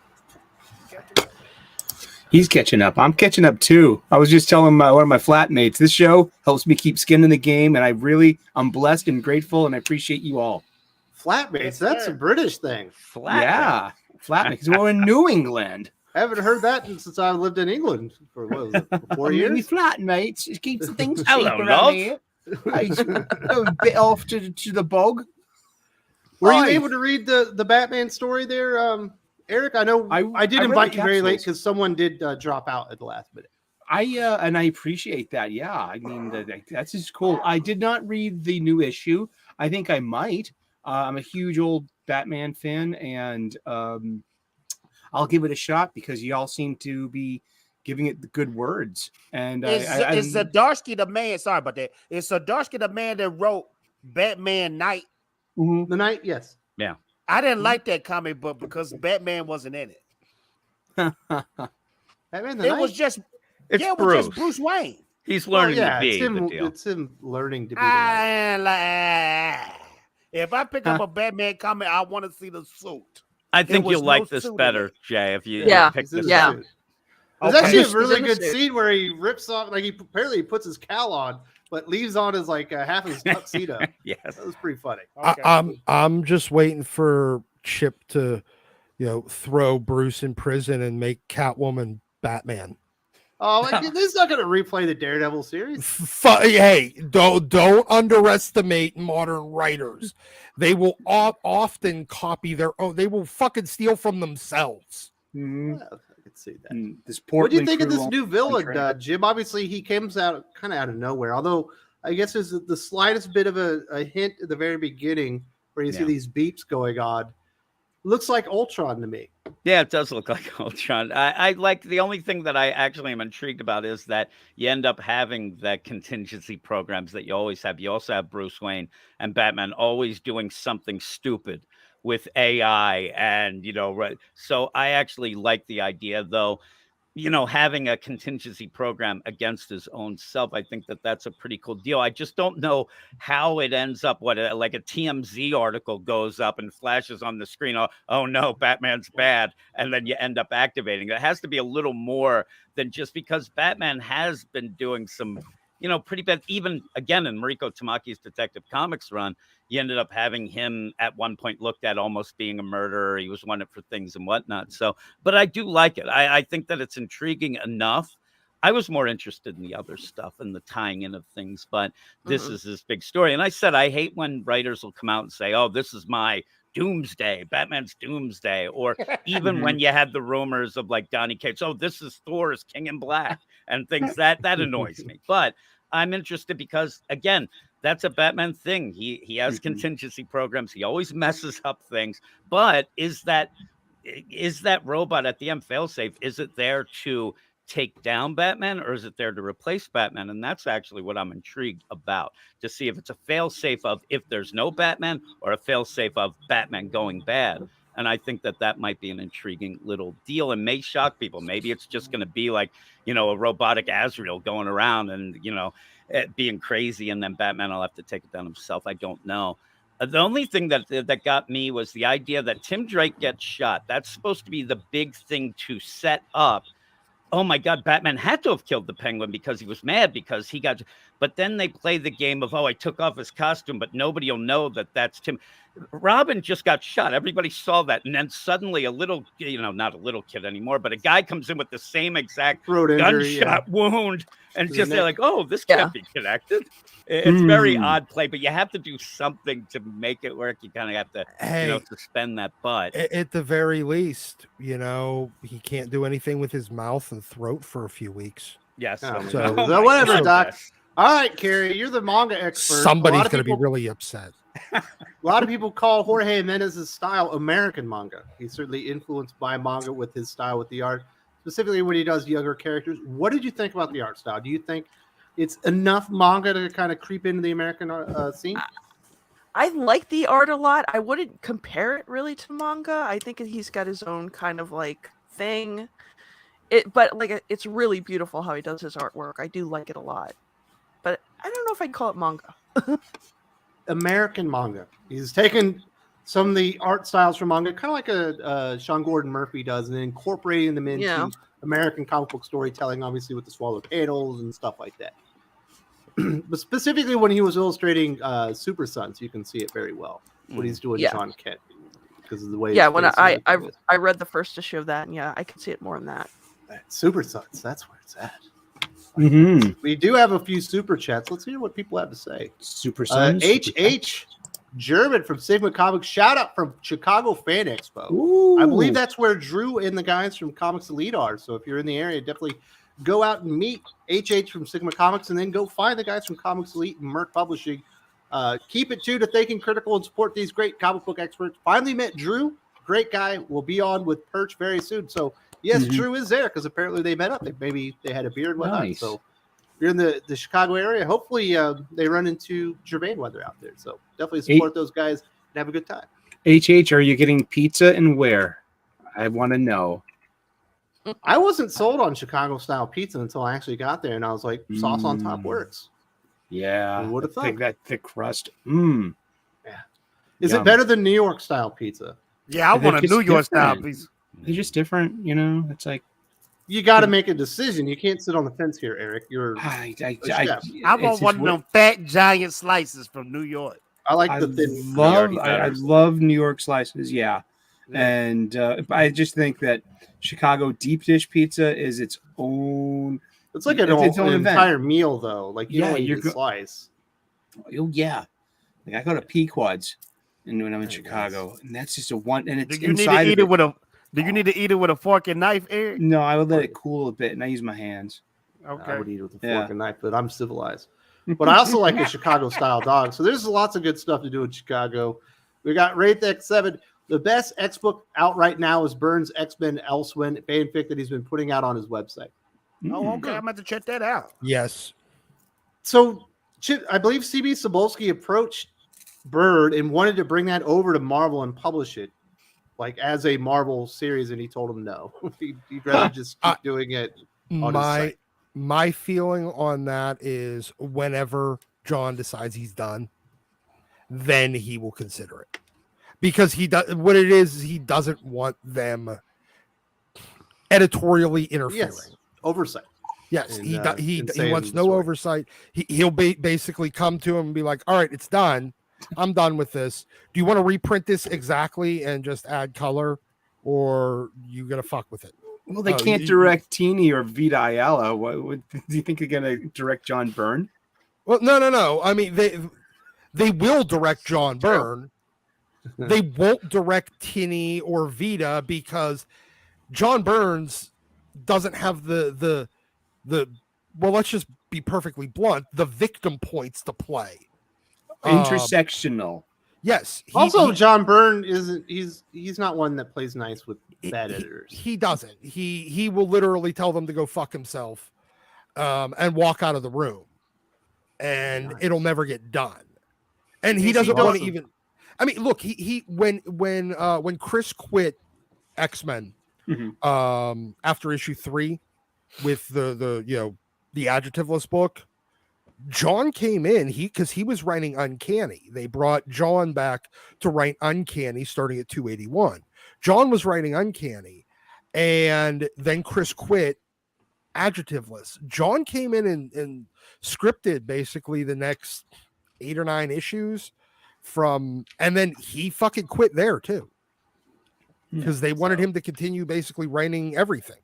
So he does not like getting told what to do and why. And he knows that if he goes and gets into this contract, then it's a contract where he's got to fight to get himself out of it and not do this shit because he just definitely doesn't want to deal with it. Definitely go check out the Elsewhere stuff because it is very interesting. And John Byrne is a great creator. He's still got it. Let's put it that way. Gal Weil says, I don't care, Jay. Ooh, I like this. Also, I read King Thor to know more about Gore the God Butcher, and they wasted him in the MCU. He doesn't live up to his nickname. No argument from me. That movie was How do you terrible. like them apples? There's no argument from me. That movie was terrible. Thor you is like the worst. Gore the God Butcher? They had to change him a little bit. He wasn't even Gore. That wasn't Gore from the comic books. That was just a guy. It was just a regular man. Guy the God Butcher? Gore the God Butcher's an alien, right? Isn't he an alien? It's not Drax from the comic books either. I mean, the whole MCU is just really taking its cue from Ultimate. This dude here that's in the Thor movie, he's just a guy that's pissed off. That's all it is. All right, there you go. Cal Lyle also says they could have used Gore to explain what happened to the Egyptian gods.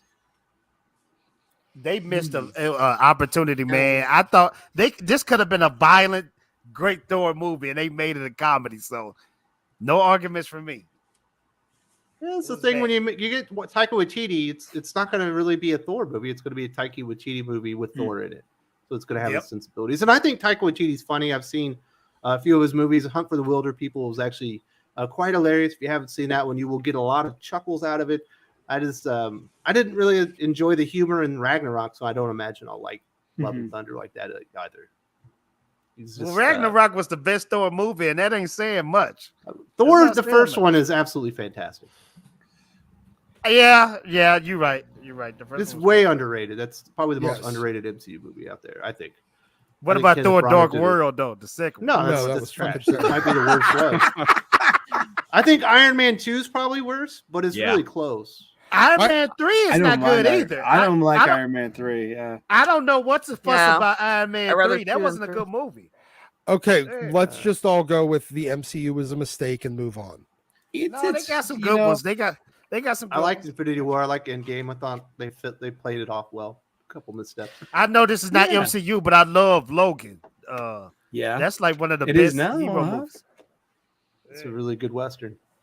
Yep. I like that one as well. That one made me cry a little bit. Yeah. We got Kenneth Dowling. Good to see you, brother. Hey, Kenneth. Hello, guys. Hope everyone is doing well. I read Batman 125. It was good for the most part. Jimenez's art seems better in this book than with Tynion. I didn't know writers could affect that way. I agree with him, Jim. I thought the way that he used Jimenez as an artist, like he was giving him scenes to really go out there and put in really expressive, badass art. And we didn't always get that with Tynion. We got a lot of talking with Tynion. Yeah. Quite frankly. Yeah, and that's what happened. I liked him letting Jimenez show that Batman is a very dangerous, scary character to criminals. Yeah, and I wish and hope that maybe we'll get a director's cut type deal and we'll see the script and see that maybe some of these scenes he really relied on Jimenez to actually do his own thing and then work it back with that. Because like you said, Tynion, a lot of talk, and what are you going to do then? You're just using background images then for them to put narration and thought bubbles on it. Ends up being very static art because you're doing all that. And I think that he did end up, and they do seem to, after one issue, have a pretty good relation, at least with this one, a really good back and forth relationship deal to show and not just completely, have Chip tell everything. So it did rely on that. And it was that's why it felt very energetic, very action packed, not just, hey, this is that. And in the first issue and what he's trying to do, you would have the danger of maybe going heavy narration. This is this, and this is what happened before. And he does rely on Jimenez, and Jimenez is awesome. So if you rely on him, he's going to come through. And I do agree. I think it looked great. He did something similar with Chichetto with his Daredevil run. Yeah. Obviously there is some talking. There's some really good moments between Spider-Man, specifically in Daredevil early on. But man, there's some great action moments, and you can see he realized exactly what Chichetto could do with art and as far as like kinetic energy and everything, and he definitely let him do that. So I agree with you, Kenneth. I was really impressed. Jimenez he doesn't look like a different artist, but he looks like a better artist in this story because he was doing some really cool stuff. Yeah. Kenneth continues on. As for Batman's Doomsday, we had that. It's called Bane. Otherwise, I like the book. I have a Jim Lee cover. Yes, I will stick with the book and see where it goes. Absolutely, Bane was Batman's Doomsday. And obviously, Superman is kind of an immortal character, all powered up. So you wouldn't want a character as powerful as Doomsday going after Batman because he would rip him to shreds. But yeah, Bane just broke Batman down physically, mentally, and eventually broke his back and had him give up the cow to Azrael. What a good story. It went on a little bit too long, but it was so good.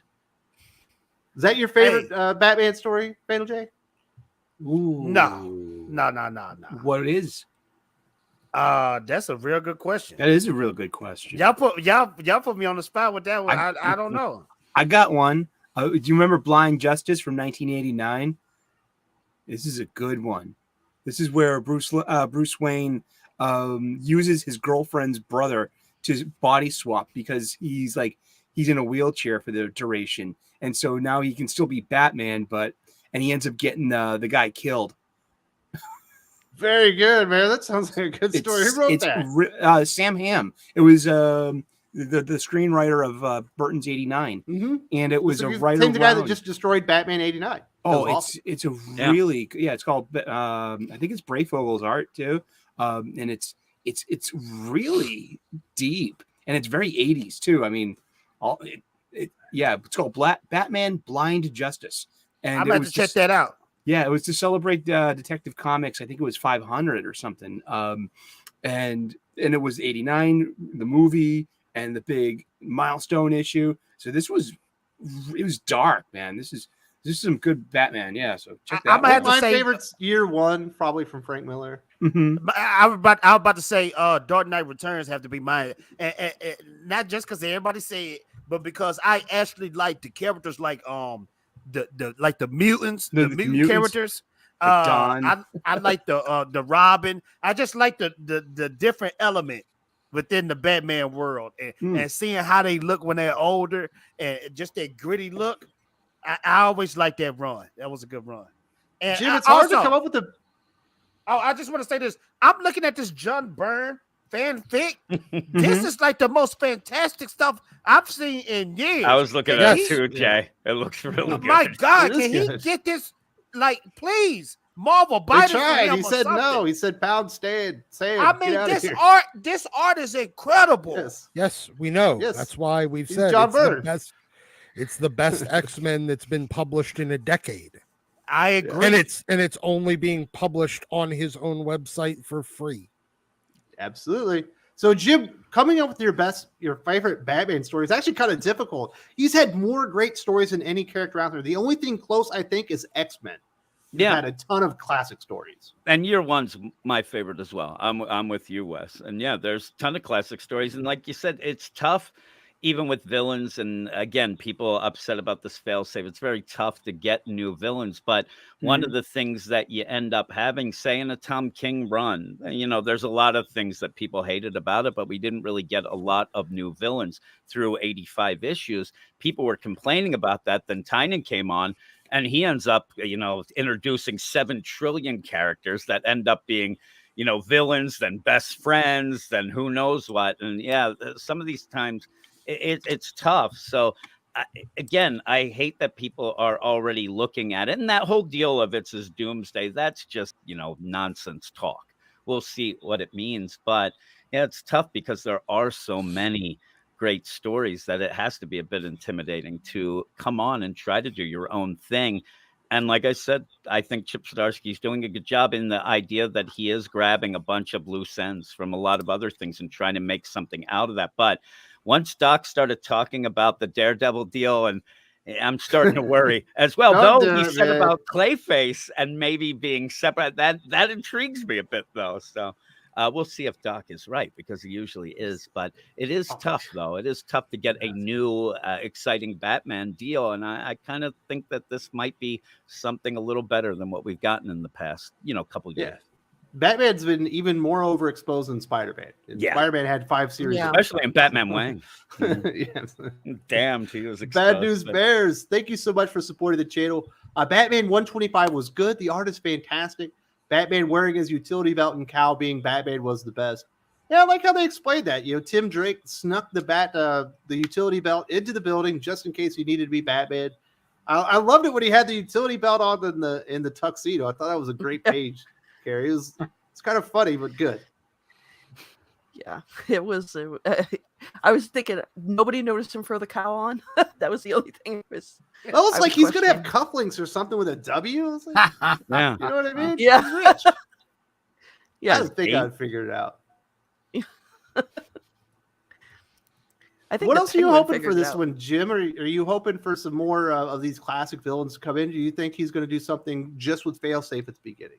I just don't want Joker. Yeah. That's what I don't want. Yeah, I don't either. I mean, speaking of oversaturated and things like that, and they just ended the Joker series this week, which was more Jim Gordon, but still, kind of put him away. So when he comes back, he's special. But there are a lot of Batman characters, rogues, gallery Hugo characters Strange to do something. Yeah, good. And even weird things that you have a lot of them, like Professor Pig, that he'll show up. but he just shows up to just kind of be there Get and beat up. disappears. You end up having Wrath, all these, a ton of characters that you can have that we don't see a lot. And I like maybe mixing in, and this is what this issue does. You have Failsafe at the end, but you have Clayface, you have Penguin, you have these things going on, and I want that combo. I want to see more of the Rogues Gallery because, people will argue Spider-Man versus Batman with the Rogues Gallery, but either way, Batman has an awesome Rogues Gallery that has not been utilized that much in the last bunch of years. And, and some of that might even be the New 52 and trying to, reinvent nonsense like the Mr. Freeze deal that they did. But I kind of went back and we have a book that I know, Wes, you love, and most of the people in the chat and everybody, The World's Finest by Mark Waid, and he's relying on just classic stuff. And that's what I think you should go with. And at first I was a little, when I started this Chip Zdarsky deal, I thought, boy, it's a little darker than I thought it was going to be because I thought it was going to play off that World's Finest. But by the end, it did feel like that kind of excitement of, okay, this feels more classic than some of the things that we've gotten recently. Yeah, I was definitely excited for the return to form kind of a Batman. We'll see what happens because I thought Joshua Williamson opened up really strong. Unfortunately, it got tied into Shadow War, and I think that was by design. They needed somebody to do something until Chip could come over. James Tynan's original story arc, kind of introducing the designer and all this stuff, was kind of interesting. And then it kind of was like, oh, we're doing City of Bane again. And then he ended up doing City of Bane a third time. I was shocked to see the Overbroker in this issue as well, in the backup, the Catwoman backup. That I love Underbroker. That's the best thing Tynan did. I'm sorry. Yeah, it was crazy. And that's something that I thought he did it in a smart way. You bring those back. Sometimes we're really getting a push with a lot of Tynan characters. In my mind, them thinking that, okay, the magic wasn't Tynan, it was the characters. Let's bring that. It's not really that case, but I didn't mind seeing Underbroker in that. It made me kind of giggle, and it was cool when he showed up. I think the magic of Tynan was the new characters, but also having Jorge Jimenez doing like the original designs. I also think it was coming off of really Tom King too. Yeah. People wanted something, a little better or whatnot. That was part of the magic as well. Absolutely. But yeah, Punchline seems to be all but dead right now. Hopefully Underbroker makes it.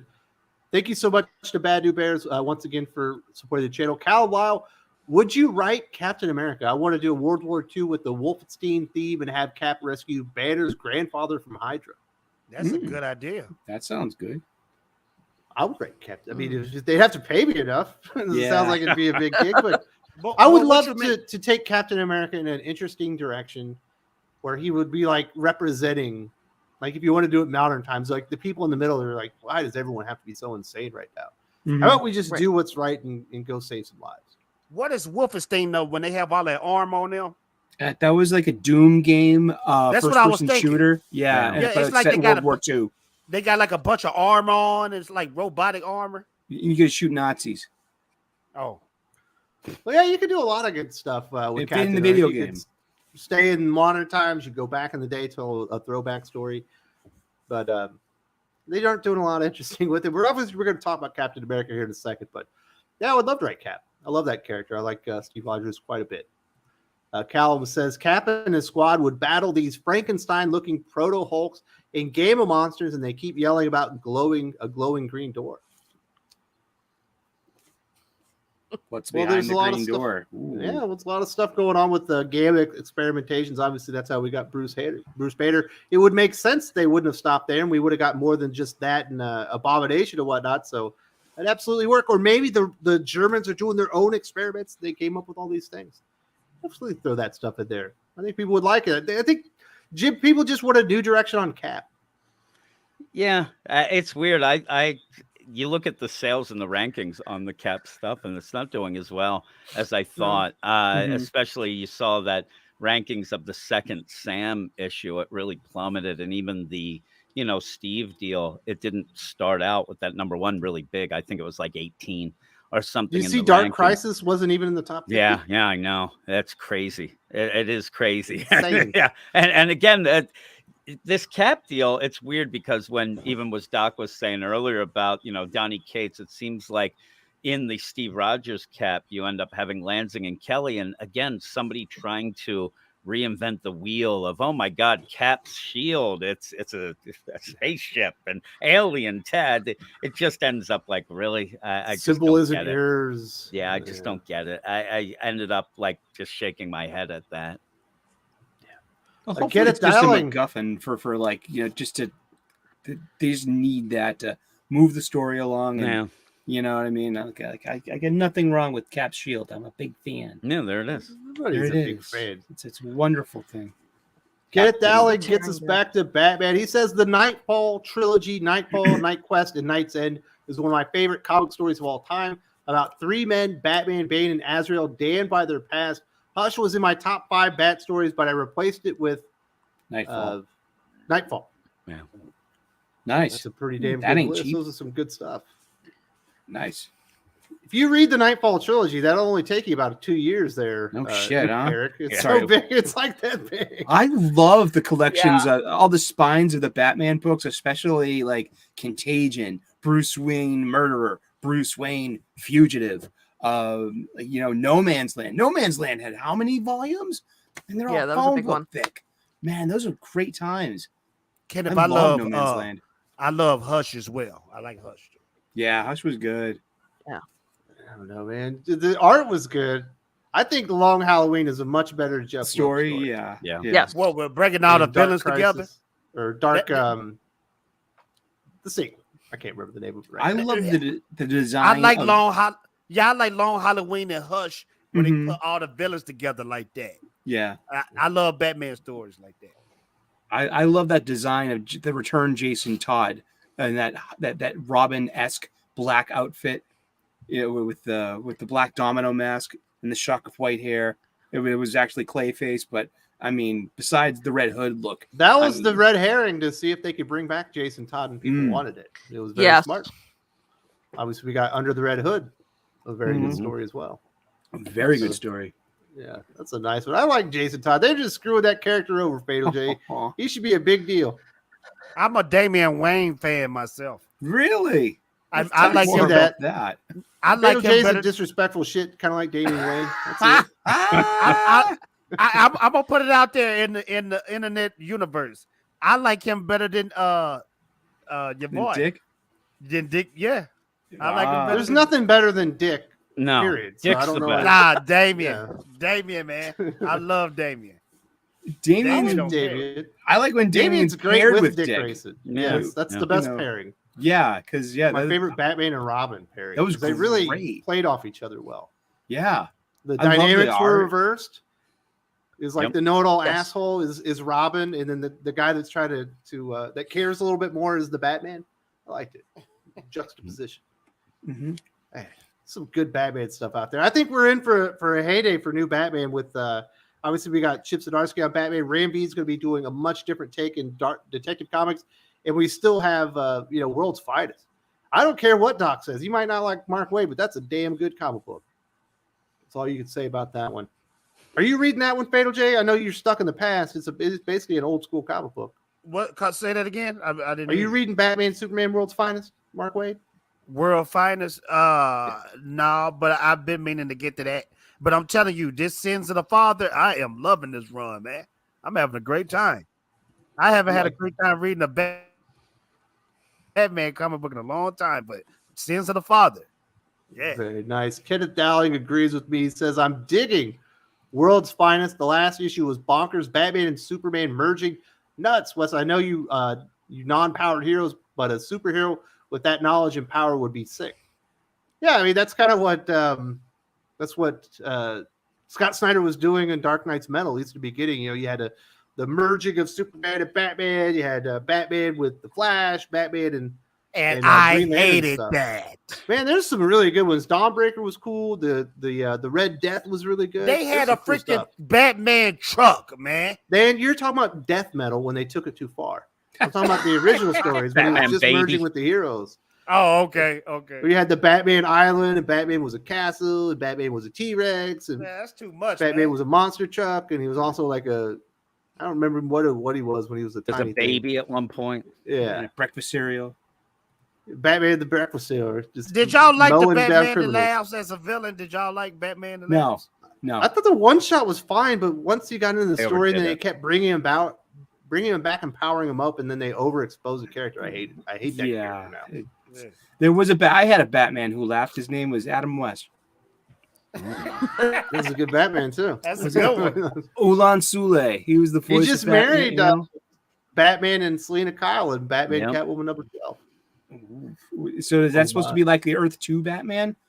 You know, No, like it's supposed to be a continuation and ending of Tom King's Batman run okay. when they kicked him off early. It's awful. Do not read it. No, I don't. absolutely I'd stay terrible. far away from Tom King. He's toxic writers, man. Yeah, I mean, geez, why do that to our characters? Absolutely. Lade Kramer says since Sale's death, could what is he talking about here? Since Could we Sale- get a Marvel get- since trilogy Sale's omnibus? death, could we get a Marvel trilogy omnibus? I think they should start re-releasing that stuff. The whole collection of the, Spider-Man colors. blue, Daredevil yellow, Captain America. Was he white? Red, white, and blue was it? No, I think it's white, and then Hulk gray. Those are all Hulk really Gray good. was amazing. Yeah.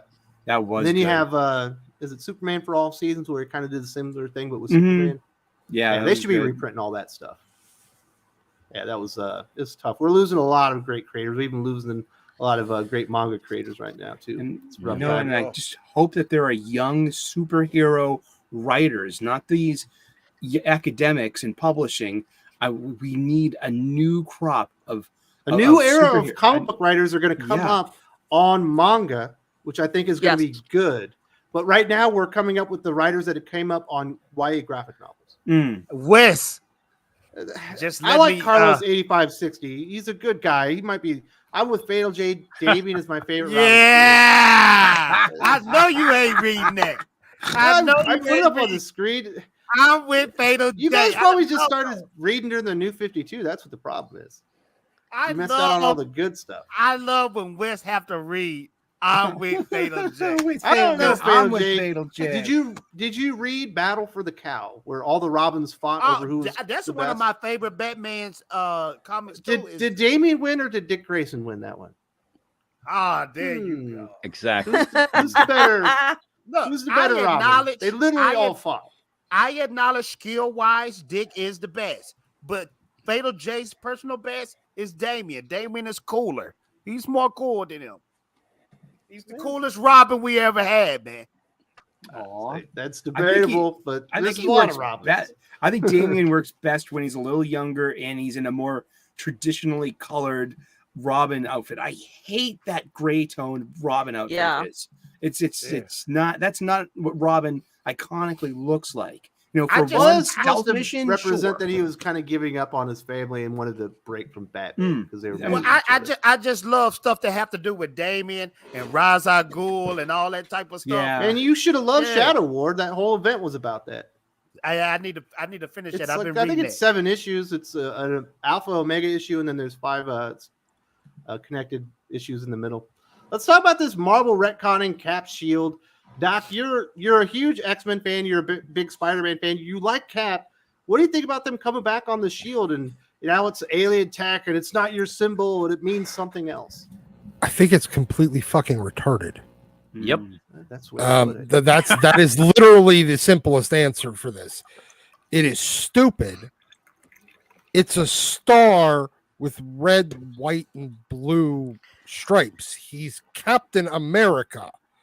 Having it mean anything else other than America is fucking stupid. Well, this is the problem. They've been trying to de-Americanize Captain America. They got him walking around constantly apologizing for the American dream, and it's like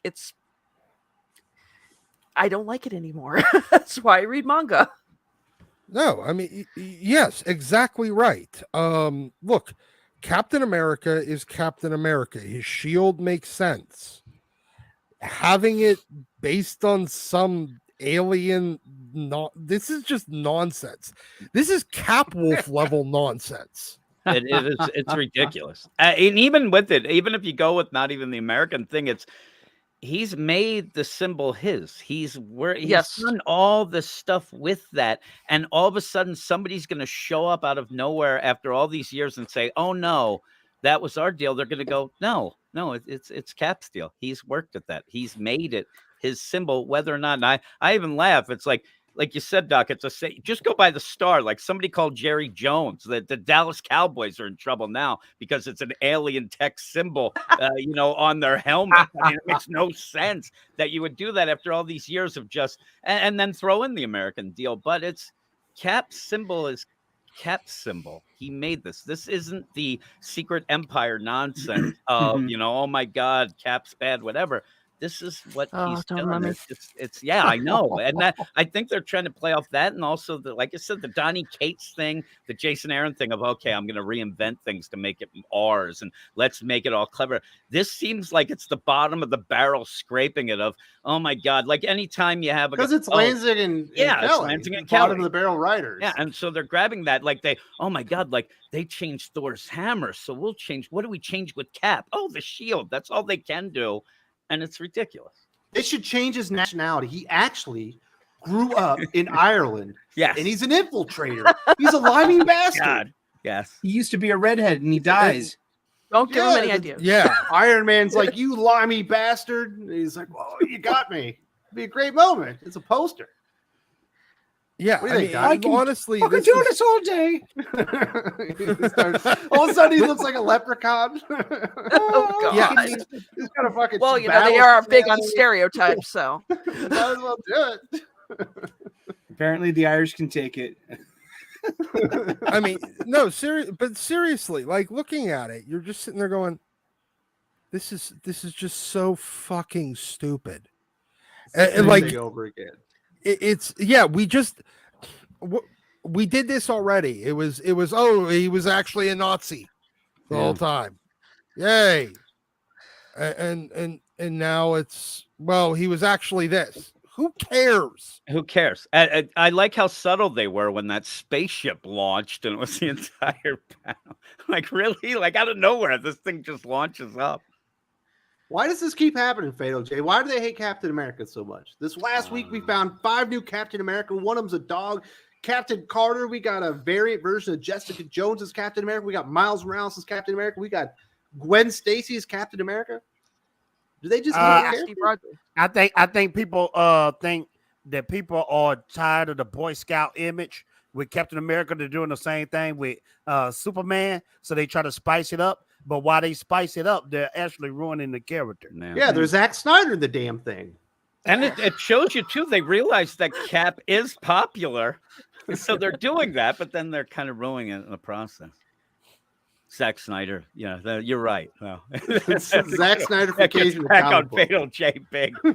As soon as I said Superman, I realized I messed up. No, I knew you. Yep. But look, I mean, at this point, what even is the point of this? Like, where do they expect people are gonna get into this? Because they're trying to make the symbol something other than American. And it's weird because it's not like they need to do anything. Like they thought they needed to change the Punisher someday.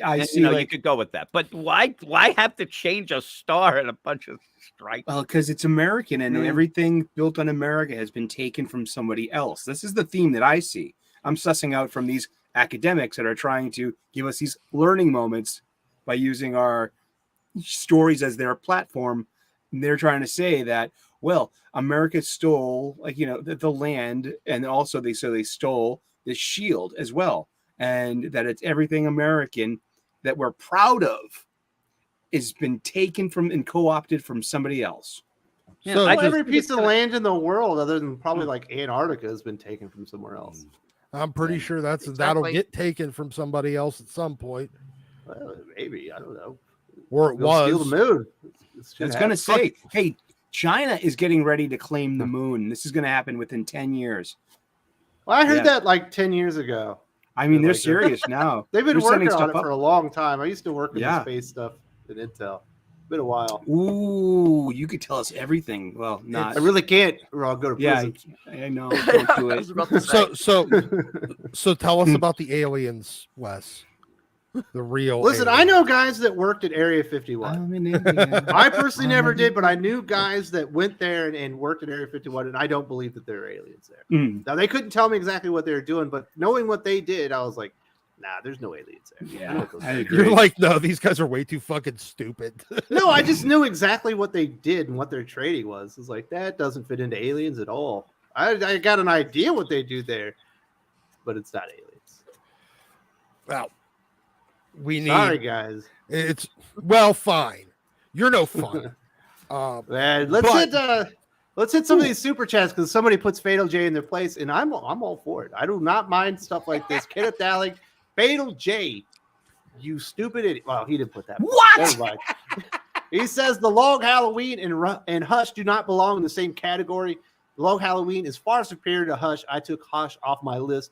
He finally figured out the art is great, but it doesn't make up for a lack. Ken, if you just said Hush is in your top 5. he said he removed it. He switched it up. So you just switched it up 2 minutes He ago. came to his senses. Well, it could have happened within the last few weeks. I do agree. Long Halloween and Hush is not the same category. I was just using that example. I love Batman stories where all the villains come together. Mhm. Long Halloween is definitely the more superior story. Yeah, it's But I like basically Hush. this wonderful origin story for Two-Face, like the best origin. No. Yeah. Two-Face is such a good character too. They really bastardized that character in Batman '89, Jim. Yeah. What a terrible comic book. What a piece of crap. I'm telling you, on our site, luckily Gabe ended up reviewing that because it's tough. That really ended up bad. It's like when you go to the bar, your buddy takes one for the team. Yeah, exactly. He's the wingman. You got to do that. He fell on the Batman '89 grenade. Yes, he did. Way to go, Gabe. I think he's still in the chat. Yeah, I saw him. Yeah. Way to jump in on that one. That was way worse than I thought. Batman or Superman '78 was amazing. Yeah, it was. And I do mean amazing. Absolute polar opposite. Cal Wild, blame Coates. I have no problem with doing that. Blame Dottie Coates. Ta-Nehisi Coates did a lot of stupid stuff with Captain America. I'm surprised they gave him the Superman movie script, but apparently, Fatal J, they made some big changes to Ta-Nehisi Coates' Superman script. Oh, really? He's no longer like Black Clark Kent. He's back to regular Clark Kent. I think Lord Zod would have been cool. I like Lord Zod's story. I like his outfit too. Why don't Superman- they just do President Superman? That's a good version. That's a Never good seen him in version, a yeah. movie. Yeah. Of course, you got to do multiverse stuff. You want to get him in. You probably got to do live action Captain Carrot. Probably sounds expensive. Love that idea. Like a badass superhero bunny. Oh, You know he's what'll got be cartoon great? physics. You know it'll be really great whenever they make the final change to Ta-Nehisi Coates' Superman, and Ta-Nehisi Coates has nothing to do with Superman. He 'Cause loses that'll be the the writing final credit change. because they changed everything. Yes, And and then he's just gone, and nobody cares because it's Ta-Nehisi Coates. Well, I thank Nobody God cares.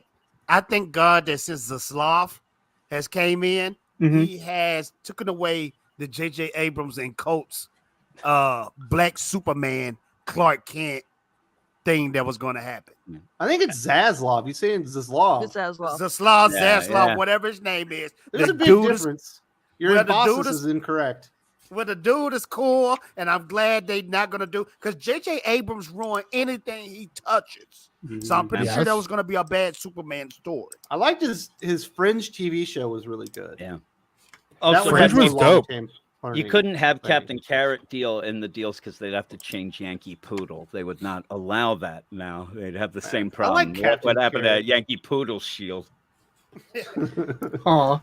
Kenneth Dowling says they have retconned Cap's shield before. He had Energy Yeah. Shield at one point. Yeah. The writer that writes Cap today don't like America. That's a problem. Mm-hmm. I think that is Yeah. a lot of the problem. And I think It's- a lot of them just don't like the character either, Doc. Well, no, they definitely don't. Partially because they don't like America. I mean, they're rather, most of these creators are rather open about their disdain for America. Yeah. So nobody is shocked. I mean, oh look, modern comic writer writing America bad shit. Also, we've discovered water is wet. Sun possibly gives off light and heat. I mean, maybe. Carrie, It's- there's an enormous debate going on in the chats right now about the word moist. God. What's Giggity. wrong with that word? How are they Every using it? woman. I didn't read. Just saying the I word know. moist. Moist. I grew up with my buddy moist, hated I mean- that word. I never got the whatever. I know in the urban community is towards a demographic, a certain demographic. Is it like is it a sign of disrespect? Is it a pejorative? A pejorative. It yeah, could be viewed that it could be viewed that way. It could be viewed that. What if you have a moist cake? You have to find another word. It's like you want to say Yeah. wet cake. Wet cake. Hoe cake. I don't know. No. I mean, call you it can a dewy use it. Cake? Maybe it's a dewy cake, Jim. Like that cake was very dewy. That's And right. You want Or, to say the or word. the gopher cake or whatever that was earlier. Gopher I cake. don't know. The goofer cake. Goober cake. Yeah, Gooper. I don't know. We can't settle it here. I don't know what that is, but I have met several women when I was in the military that hated that word for reasons. Yeah. Caleb Lyle. Can we all agree that Marvel idiots want a commie cap? Yes. I mean, they Yes. did it. They Well, I tried. guess he One wasn't a thing- commie. He was a Nazi. But yeah. Well, the Hail one Hydra. thing that they cannot stand is what we really need to do is force Marvel into bringing back Captain America Commie Smasher. Well. That'll piss off the You the think he should go down to editorial staff. Venezuela and start wrecking house? Fuck yes. It's like take over the And then government. Next thing Portland- you know, he's like this tyrannical leader that's trying to impose democracy. It'd be hilarious. I want to see the first issue with Captain America blowing up Lenin's or Marx's grave. Mm-hmm. And Eddie Brock, that is a distinguished comment, sir. Ugh. Don't even think about it. Don't leave that one up long. Ugh, that's rough. So yeah, I just wish even Mark Waid would have been a better cap writer than what they're doing there, and he's sucked at Marvel. He's only good at DC apparently. Carlos 8560. Marvel hates Cap like Taika Waititi hates Thor. No. That's a lot of hate, Fail J. Man, you're fucking texting, aren't you? Texting and screaming. You didn't hear Zack Snyder. Where, Jeez. No, I'm baby, where's my burrito? all this information that y'all sending out. I'm actually He's looking this act up. like he's writing notes. No, I'm still looking at, you know what I'm looking at? I'm still Googling. looking at. I'm amazed You're that looking this at the John X-Men. Byrne, this John Byrne art is blowing my mind. Like when You're this amazed stream that is John over- Byrne illustrates a good X-Men comic? When this stream is over, I'm going to sit down and read these, man. You should. This It's art free. it's nuts. I just want somebody to color it, print it out, and I can buy them all. So Do you think Taika Waititi hates Thor? That's the question. he doesn't care. He don't care about these characters. He just want to be edgy and funny, but it's not funny. It's It's just fart Thor is a joke. vehicle for his humor. His humor is fart jokes, slipping and falling on a banana type jokes. It's not funny. That's Taika Waititi. I don't know, whatever man. If you I call saw his name. Doc slip on a banana field and fall on his head, I'd be laughing. You know what I mean? It'd probably be funny. actually kind of funny. Aw. KDI said, I'm looking up moist cakes. I'm not going to lie. I was looking that up because I didn't know what a moist cake was. I looked that up too. Cake that's moist, like a dry cake versus a moist cake. What if the freak is a moist cake though? A well-baked cake that's not dry in the middle. Yeah, A something nice that's not moist like a cake. devil Yes. dog. You can So it's substitute moist? sour cream into a It's chocolate not a type cake, of and it'll cake. be It's a the way most- of describing the cake that it's got good texture and Yeah. well. Okay, You don't so want if dry I had cake. No. if I had a birthday cake, they call it sheet cake. Is a Uh-huh. sheet cake moist or dry? Can be. It It should be depends on how moist. they baked it, whether it was done. yeah. It's not a question of is the cake this or that. That it depends on how it's baked. Yeah. How Is it's it moist or is it dry? You If don't it want is a dry cake because overcooked- you'll need so much milk. It's not funny, but Yeah. a nice moist cake you can eat by itself. You know, dry Okay, cake so is what a is your cookie. favorite cake? A dry cake or a moist cake? What is your favorite? dry cake is a No good one cake. likes dry brownie. cake. No, it's The disgusting. brownies are dry cakes. It's like saying My like, favorite like, cake, period, is a pineapple upside down cake, though. That's Okay, Mm. but is it moist or dry? Your favorite? That's Absolutely moist. Absolutely. Okay, it's like then I saying, like do you moist like cake. soggy cereal? Yeah. Okay. Well, that's too moist. Yeah, way too much. Okay. You know when you have a steak and the juices are running out and it's so delicious because they didn't overcook it? Mm-hmm. That is a moist in the middle steak. I'm Yeah. a well done steak type of guy, so I don't know. Oh, so you and Donald DeLay can go and fucking eat your shoe leather. Yeah, The enjoy rest your of us- beef jerky and mashed potatoes. But you need lots of gravy to eat and guzzle down your dry steak. Get out of here, Fatal J, man. That's what was I thinking inviting you on here? You're crazy. Dry steak. I love this. Well, we can. You know what? We can offer Jay. There's one type of cake that I think you'll love if you're a moist steak fan. It's a urinal cake. Yes. Try it. Give it a Make shot. no It's mistake. delicious. Cal Wild says, "Did you see the pick for MCU Namor? It'll probably be about killing the Ice Age of the next." I don't know. I It kind of can't felt like Zack Snyder's 300-esque. You know what I mean? Nah, Fatal J? don't You go probably there. didn't. That's you way get worse than moist? something. That's way worse than something Zack Snyder would do. Did This you dude watch is an 300? Yes. That was a It was- homoerotic film. It came from Frank Well, they Miller's were great. 300. I That's didn't that's say not Frank- his design. He That's took it Frank- extra far. You know what I mean? No, that's the Those same guys way weren't Frank glistening Miller- like that in the comic book. You know what I mean? Yes, they were. They was in underwear in the comic book. Chad, let him know. Zack Snyder made him a little bit. You smaller, always try know to what I'm blame saying? Zack Snyder for everything. That was not a Zack Snyder design. I'm just Zack saying you should Snyder like this is the- version of Namor since he looks like he comes out of 300. I thought it was He could Shia be- LaBeouf when I first saw it. I got confused. Shia LaBeouf. I didn't You can probably understand- see his I didn't know- LaBeouf, you know what I mean? Yeah. I didn't know Those Namor pants are was so an small. Aztec warrior, though. That's what's throwing He's me not. off. He's He's not. Iranian. They're changing his backstory to where he's from. Let me tell Like- you something, Marvel. He's Just Mayan recast- now. Recast T'Challa. That's all you need to do. Mm-hmm. Why? Not So we can recast watch T'Challa. Thor 1 for the third time? Why recast T'Challa already when you can watched- just have Killmonger become the new Black Panther? I don't want to see Basically, he that. was cheated out of the very first movie. He should still be Black Panther. T'Challa cheated, technically. Illegal Killmonger ca- got yeah. stabbed in the chest with a knife. He's dead. Let him die. Well, he'd also taken the Recast. plant, so he had some healing factor. You know what I mean? Or just don't do a Black Panther movie. Well, I mean, Yeah, that's that too. out the That's- window. They already recorded the That movie. too. I mean, they were building it. Uh, I think they need to wait a year, recast, and keep it moving.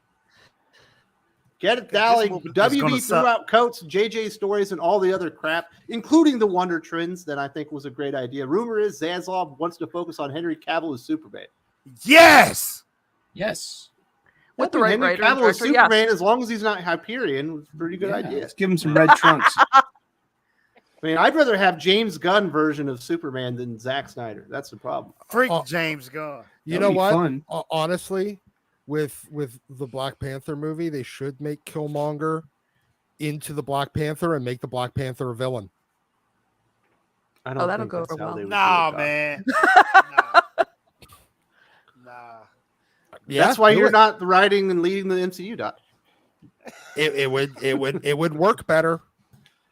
I think they should And just you make could it a have a Black villain- Panther. He was screwed out of his right. He won, and then And- T'Challa cheated. But you could make a really badass, great fucking movie, and it would be honestly more interesting in the long term to have the Black Panther as a foil to the rest of the MCU.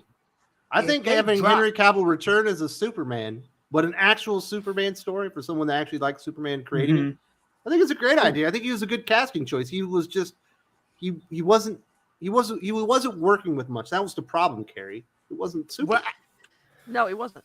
He was wasn't Hyperion. Superman. He wasn't likable for like most of Man of Steel. It was. He's like, oh yeah, my dark, dad's gonna die, even he though was I being- can move faster than a speeding bullet. Just look, you're dead. Why don't you kill Yeah, your dog while you're at it, Soups? Dog. You're a big hero, aren't you? Should I It- save yeah. those kids, Dad? Maybe not. Like, what? And then his dad didn't help either. I know his dad was just terrible No too. wonder he wasn't a hero.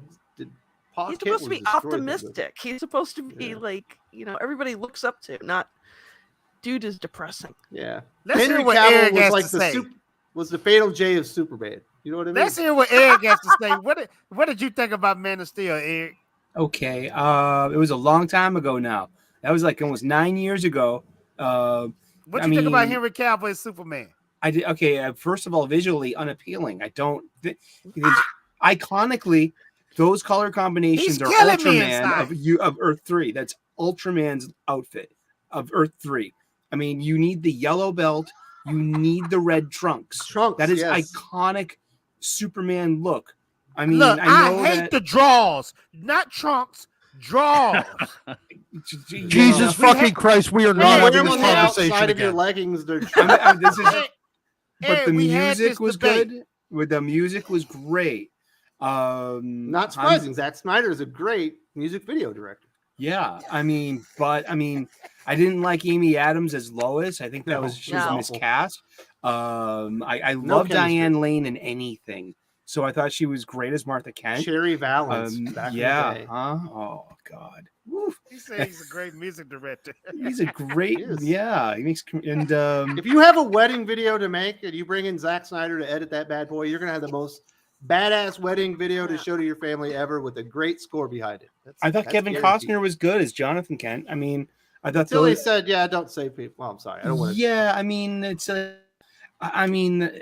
that was actually that moment had a lot of feels for me because it's like, what do you do? Expose yourself, or that was that's a hero's choice. That's set up to pay off as well. That's what, because he's got to kill Zod by the end, which was a really. If you knew exactly what you were doing, Ken. If you knew exactly what you were doing with this super chat, that's all I have to say. Yeah, he's laying the groundwork for whatever. Cavill needs to come back as Superman. Cavill is, he's at the peak of his age. You know what I mean? Yeah. He's only gonna look this good for a couple of more years. Get him in that suit. Shoot him in that suit. He wants to do it too. Yeah, he wants to do it. And I will say this in you guys' defense. The way that he's talking, I don't think he wants Zack Snyder as a director. He wants somebody else to direct. If he does Joss Whedon or somebody talented. Josh Whedon. Yeah.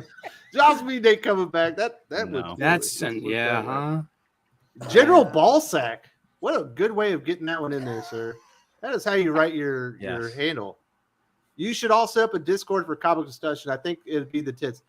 There is a Thinking Critical Discord, but I have not been there in several months. It took way too much time to go in there, but there is one in there, and people do talk about comic books. There's a link in the video description to a Discord in there, although it might be expired. I'm gonna have to find out. I will look into that. But I might have to change the Discord invite, which was supposed to be good forever, but it's sort of there. It's just going into those Discords. I would end up taking hours having these great discussions, which is a lot of fun. But I got to have time for the kids and stuff. It turned out to be a big time sink, unfortunately. Kenneth Dowling says, if you guys are tired of the MCU, I highly encourage you watch The Boys. This season was awesome. Best superhero show out right now. Oh yeah, The Boys. Are you gonna let him talk about what is it? What's the cartoon on Invincible? Amazon like that? Are you gonna let him talk about Invincible like that? Invincible and The Boys is good.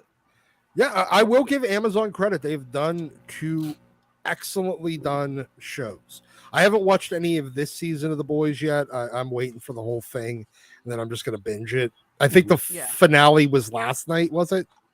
Or the other night? It was 2 nights ago. Yeah. So I'll get around to it probably this week. I'm going to be out of town again, so give me something to fucking do.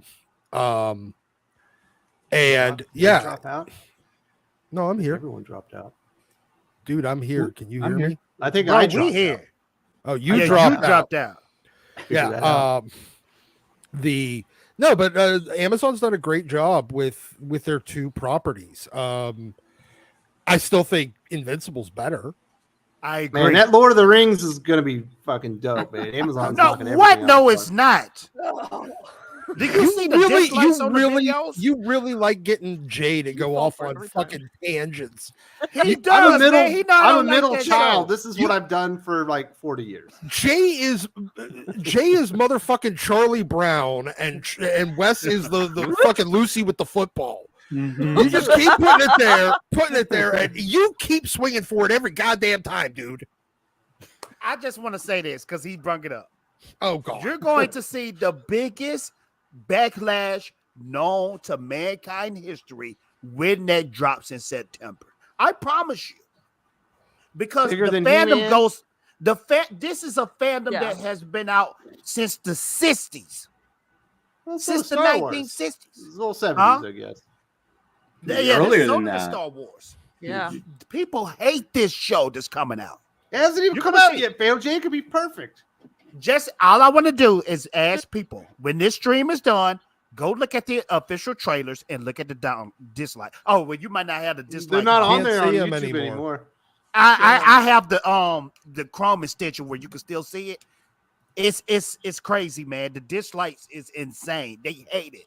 Everybody hates this show. All right, let's talk about something you like. Let's talk about this Super Sons cartoon trailer. Yeah. I asked for this specifically.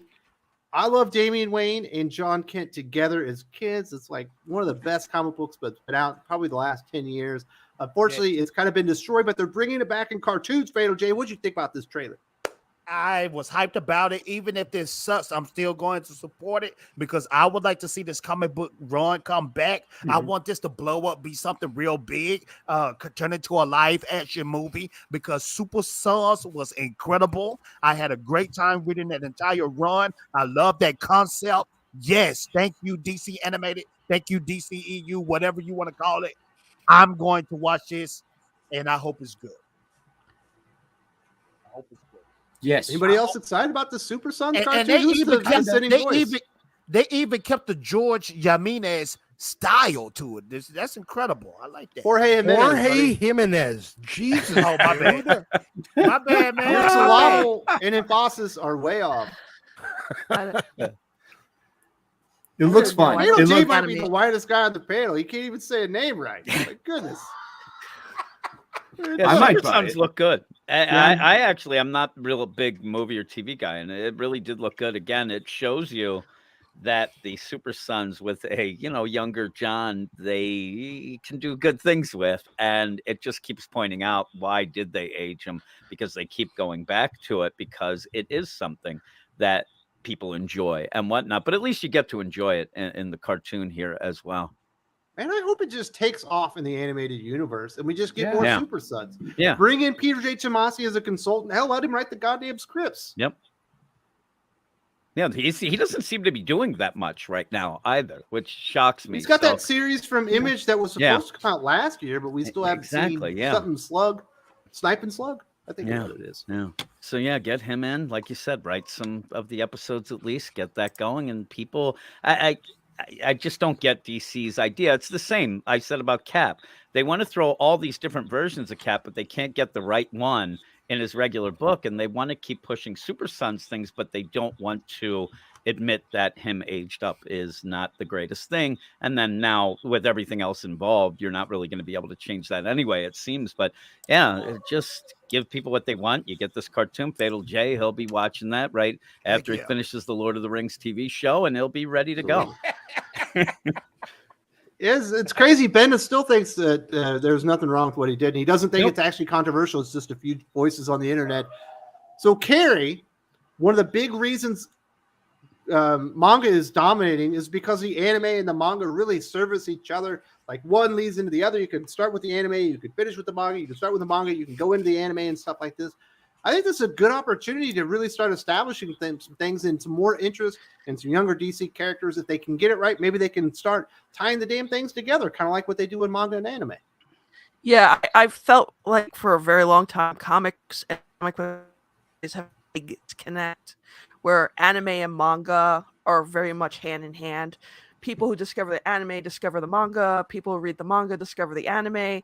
But when you look at comic book movies and comic books, you're not getting the same thing from the other. So hopefully, maybe they'll start taking a cue and doing that. I think Yeah, it's crazy. Even if, like, Doc, if you go read, Under the Red Hood, then you watch Under the Red Hood, like the cartoon, it's completely different characters.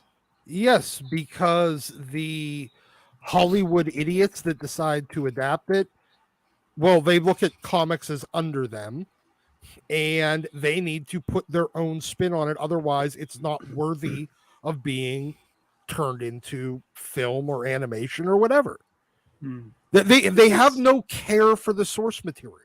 Well, Yeah, they do with the Killing Joke, but that Judd was written Winnick, by Azzarello. Judd Winnick adapted his own story. Judd Winnick wrote the screenplay for the animated. Well, and Under I'm the Red assuming Hood. that they told him we don't want Dick or these characters. We want different versions of the characters like to be in the story. So they added a scene and they changed some of them out. Yeah. In Judah's contract, I think they changed all of it, didn't they? Yeah, they did. Maybe. They changed all the, Yes, the they Teen did. Titans. Yeah. I just watched that too. But Nerdy, you're exactly right. I remember the X-Men cartoon that came out in the 90s on Fox, and I used to watch that when I was like 7, 8 years old. And I remember walking into the gas station. I had a gas station that had comics on the spinner, and I saw that Jim Lee #1. I said, "Hey, that's those same characters I seen on the TV show," and I picked it up, and that's what got me into comic books. So you're Yeah, exactly right. And I think that's part of the reason manga has become so popular is because the anime reflects the manga and the manga reflects the anime. I mean, the biggest mistake Marvel ever did was at the height of the MCU, get rid of all the characters they had in the MCU and introduce the all new, all different. Mm-hmm. Yeah, Yeah, it was coming in. getting rid of Iron Man and Cap and everybody else at the same time, and Hulk was a bad idea. Oh, absolutely. Yeah. And it's true when you see when you end up having a manga and then they announce an anime, the sales of the manga then go up. I mean, they go up immediately because people want to go because they know that it's going to be adapted very, pretty much like it. And that is a big deal. I mean, in that deal, even with people, when we're talking about this, the whole idea of Zack Snyder's Superman, a lot of the argument says, oh, that's not the Superman from the comics. And then the movie people who like Zack Snyder, they're complaining, well, we don't want that. And there's that big fight. And there is that weird disconnect with the whole deal going on. Yeah.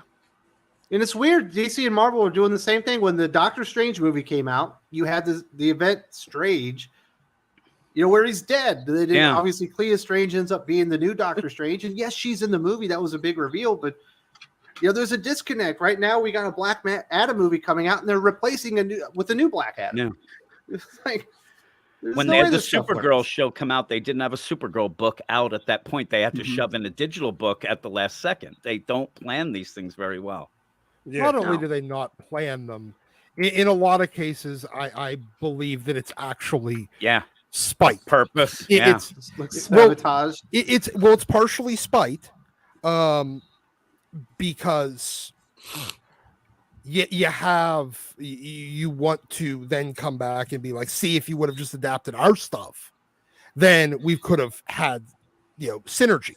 But it's also, hey, let's take this opportunity to use we've tried it for a while with making our diversity heroes, our diversity bingo heroes popular by letting them ride the coattails of established characters in the comics. Well, that didn't work. Well, it's because it wasn't a big enough audience.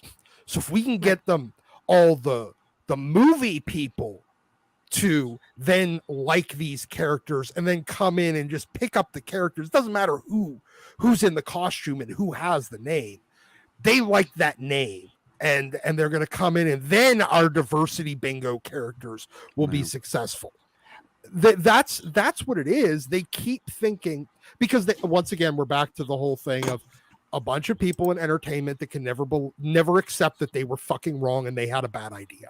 There's even weird things like, Black Panther at the point where the movie comes out and it's huge and you have this big you have him in space. What are you doing? I mean, that's not even changing. That's just, you put him in space.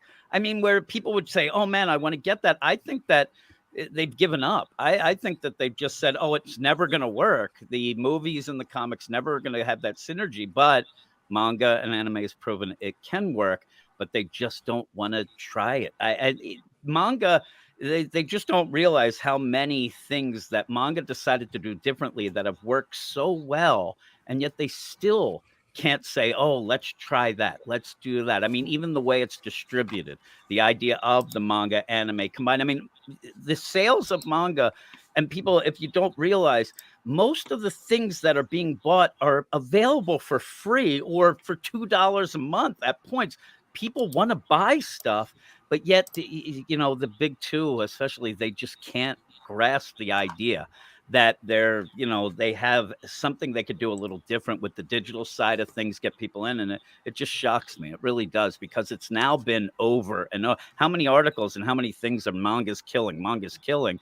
And people make up excuses. They'll have all these ideas. Well, it's not really, it's because of this. Or you're looking at it different. No, it's killing, all the deal. You look at any kids where DC and Marvel trying desperately to get young kids to read their books. They're reading manga.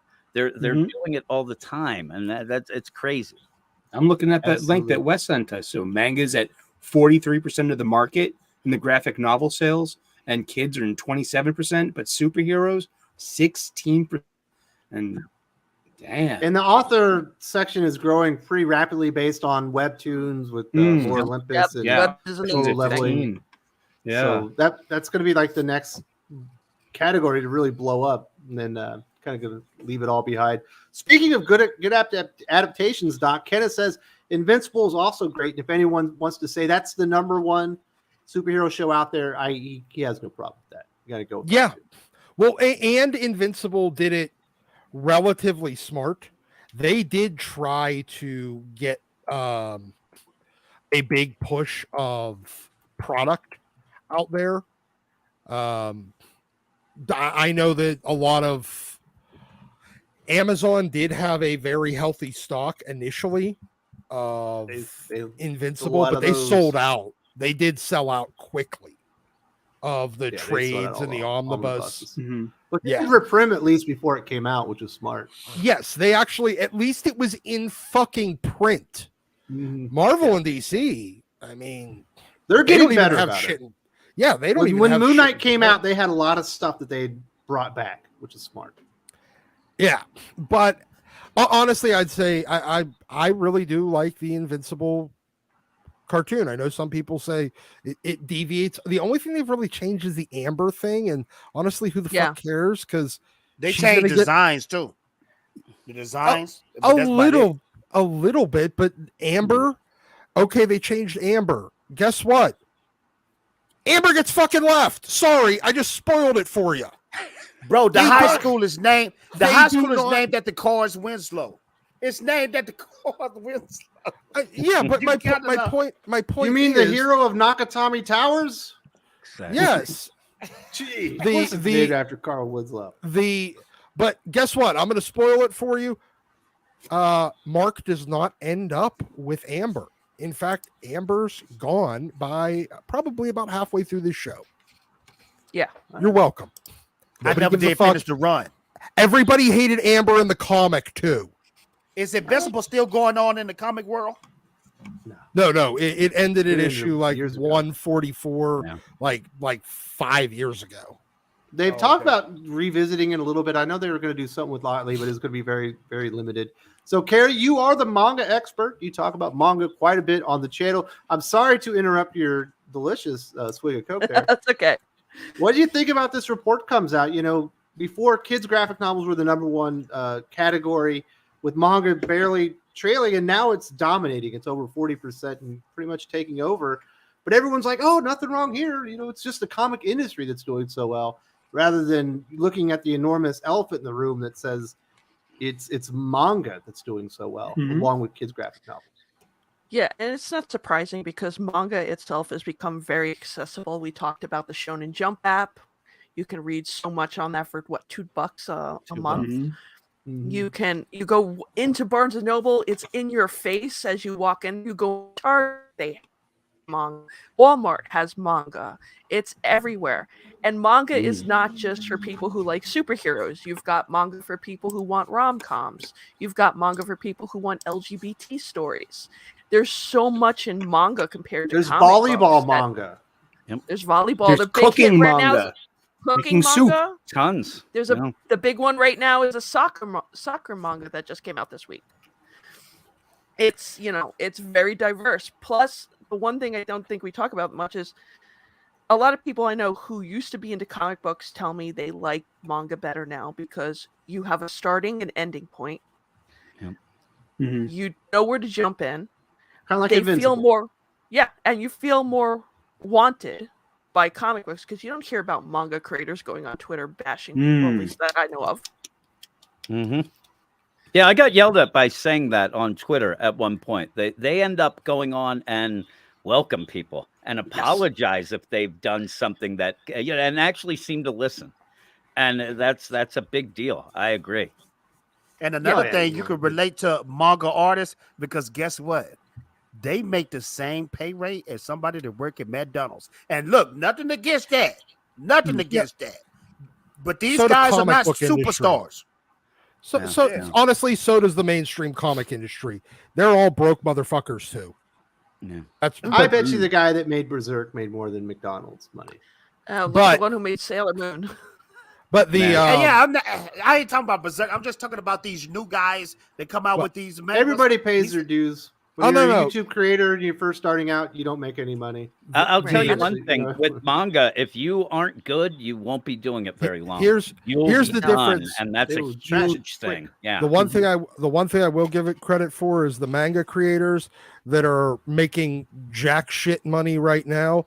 They're looking at the guys that created fucking Berserk and all the other ones and going, "That's what I want to aspire to." Whereas American broke comic creators decide they want to be commies. Yeah, they're passionate. Yes. And they create their own characters. They have control of creating their own characters. Yeah, look at Toriyama-san. I mean, gee, he's been doing that since, 85? And he is Dragon Ball. I mean, what a wonderful ride that thing is. I mean, I've read all 42 original manga. And I was blessed to get some French copies. I was in Quebec City, and I got about 15 used Dragon Ball manga from all different parts of the in the story. But it had the nudity, it had the swearing, it had Master Roshi being a dirty old man. And it was somewhere else with Master. Yeah, Master Roshi is perfect. Yeah, it's more fun that way too. And I can read French and with a dictionary, and it was just a really great experience reading it, and it's closer to its original form. You know what's crazy, Jim, is he was kind of alluding to is it's not just like manga's dominating America.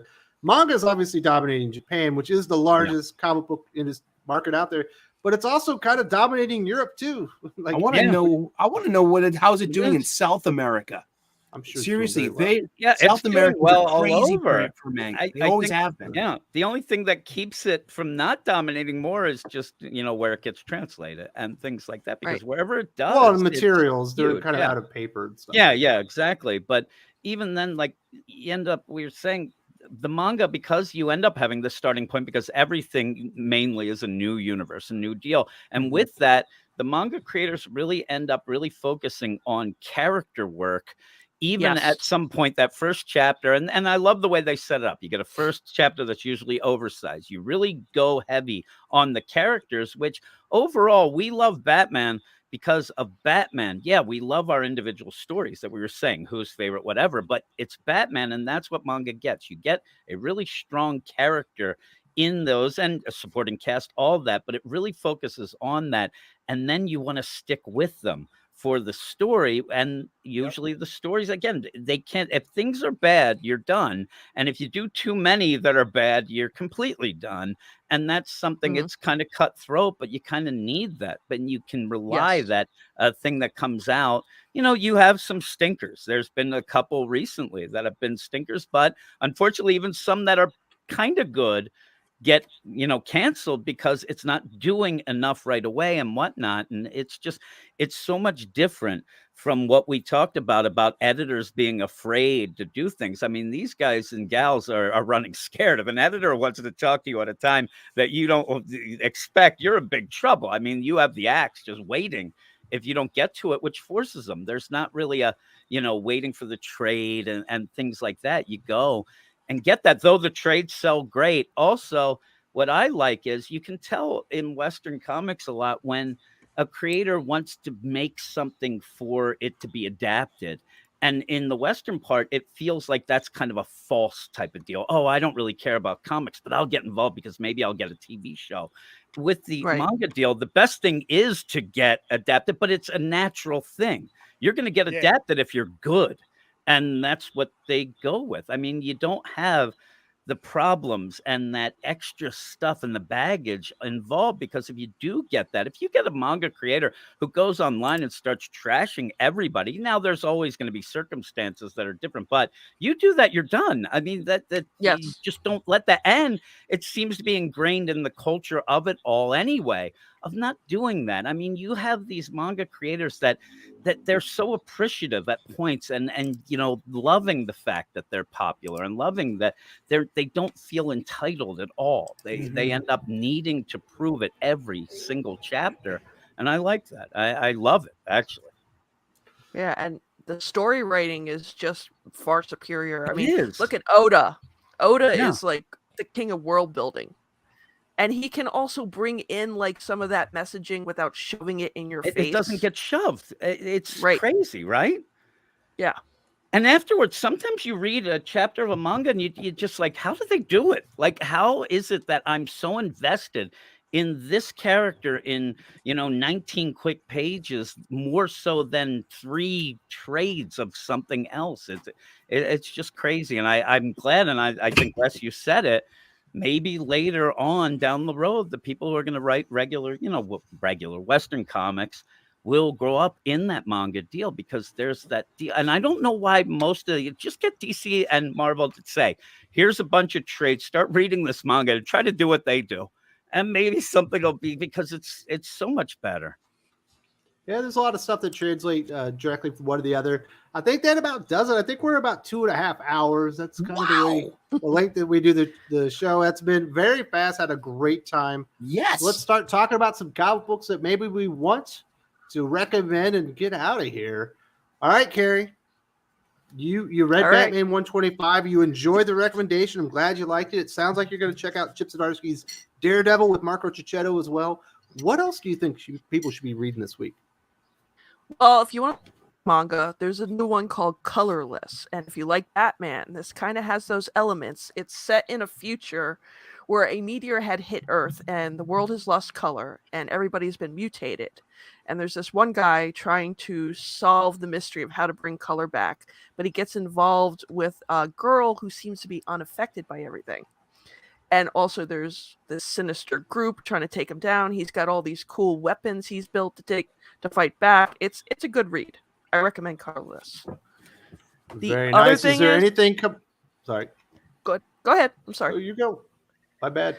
I just want to let you know, if you're a One Piece fan, the box sets are coming in stock. Get them as they come in. If they're out of stock, wait a moment. They'll be back. Very nice. Carrie, do you have anything coming up on the channel people should know about? Maybe a special show? You got an interview? Anything people should be watching out for? I am working on a video about some manga translation issues that have been going on. Not sure when it's going to premiere yet because I'm still finishing up detail. Look into David Brothers. I think that's his name. Yep. I'm sorry? David Need to Brothers. look into David Brothers. Yes, I know. I know about that one too. All right. So very good. Hopefully that comes on soon, and we'll definitely give you a shout out when that does. People be looking for that one. We do have a couple of super chats that came in here. Mr. DC Comics, is the manga domination happening because the people who control Marvel and DC want future generations of kids not to care about being pro-America? We know Hollywood hates pro-America. I think there's an accessibility issue with DC and Marvel comics in comparison to manga. I think it's very accessible and it's very cheap. DC and Marvel are very expensive, and parents are noticing what entertainment and Hollywood are trying to do with their children. And I know Jim probably is in the same boat I am. I am being extra cautious about what I let my kids have access to. I don't assume everything that's on the kids' portion of Netflix is okay for my kid anymore. That's true. Yeah, that is true. And I mean, there is the slight other thing that at a point, manga kind of became cool, and that's always going to get kids involved as well. And so that's something that maybe the big two should look into. Why aren't we so cool? And maybe it is, and now they're trying to, like, but I don't think they get exactly how to do that. They're trying to force it in different ways, which is turning off the older fans and not getting the new ones either. But yeah, I'm with you with the Netflix and everything like that. It's tough. It really is. Yeah, there'll be stuff that'll be like, oh, this is appropriate for a 5-year-old, and I'll watch it and be like, why is that in there? That doesn't. Yeah. So people are watching over what their kids are doing, and hey, if all your friends when you go to school have a manga in their back pocket, you want to get a manga in your back pocket. Mm-hmm. Exactly. That certainly definitely happens. And yeah, there's just a lot of learning. You know, there's a lot of animes on streaming services. So every family has them nowadays. So you're watching the animes and getting the mangas. A lot of plus, if you see the electronic sales, the digital sales of manga, they're like astronomically destroying everything in the Western market. Where they, kids are experiencing entertainment through their phones and tablets nowadays. Like that is the new spinner rack, and that's completely whiffed everybody apparently. Carlos 88560 says, before the stream ends, rip to Kazuki Takahashi, the Yu-Gi-Oh creator, is one of the greats. Yeah, it's tough seeing him. We lost him. We also lost the co-founder of Wizard Magazine this week as well. Oh man, sad. I love Wizards. I'm trying to collect those Wizards magazines. Oh, that's cool. Yeah. They had good covers back in the day too. Yeah. They used to get some really good artists on those. Kenneth Dallard says, have a good one, guys. Batman and Spider-Man are my favorites because they have the best villains of comics piece. No doubt they have the best rogues galleries. No question about it. You have a good one too, sir. I hope you have a fun weekend. I hope you enjoy the Thor movie. I imagine if you haven't seen it already. And we'll try and school Fail J up on Batman Hush. He won't enjoy it. He won't enjoy it. Stay away from the animated Hush. The animated horse is horrible. Oh, that was terrible. That and the Killing Joke. Oh, Brian Azarella, man, he destroyed that one. Who else we got? Fatal J, you got anything special happening on the Fatal J channel? People should be looking out for. I think you brought an idea in my head. I'm gonna speak on the Rings of Power teaser trailer. It's either gonna be on my channel today or tomorrow. I'm gonna speak on that. I should do another Zack Snyder video. You inspired me as well, sir. Zack Snyder's coming out with Rebel Moon, and that's going to crush and destroy current Star Wars. I didn't say old Star Wars. I said current. Is it going to be in movie theaters? That's not a high bar. Yeah, really. No, it is a high bar because the first Star Wars movie did over $1.5 billion. That's an enormously high bar. I'm not talking about sales. I'm talking about quality. Oh, we're not going to take into consideration success. Okay. Rotten Tomatoes scores is how we do it nowadays. Last Jedi did $1 billion in sales. We're gonna say that was. If you're gonna say he's gonna destroy Star Wars, he better destroy him not only in quality but also in sales, because the dollars do count. Dollars do not count. Like I said, Last Jedi was a piece of dog crap. Okay, doesn't matter. Did you like Still Last money. Jedi? Just No, answer the question. that's not the made question. money though. You want to be better than Star Wars, you have to make more money. You have you can't conflate two questions into one. One he said he's going to destroy Star Wars. He better do it in sales. That John Byrne comic book I just seen on Google is better than what X-Men comic books are coming out. So he's giving that away for free. Is that John Byrne? So that's a success to me. More successful than current X-Men. They're selling. Yes. All right. What comic books are you recommending this week? This is ridiculous. Batman Sins of the Father. Make sure to check that out. That is an absolutely dope Batman run. I am really enjoying myself reading that. Having a great time. You think Fatal J could use a lesson or two, I got a couple of debates with him on the channel. One about The Rock, about who's the biggest movie star in the world, and I made him look like a fool. Go Google. No, I destroyed you. Everybody, look at the comments. The people in the chat were saying I was destroying you, sir. Prime doesn't count. He's your buddy. You had notes. Well, you just took notes from our channel. It happens. People take notes sometimes. Jim for Weird Science DC, how you doing, buddy? I love it. What are you recommending? I would recommend people check out Starhenge from Image by Liam Sharp. Looks great, and it's an intriguing story. It's a little confusing. I suggest if you get it, read it twice at least. It's very dense, but it looks great.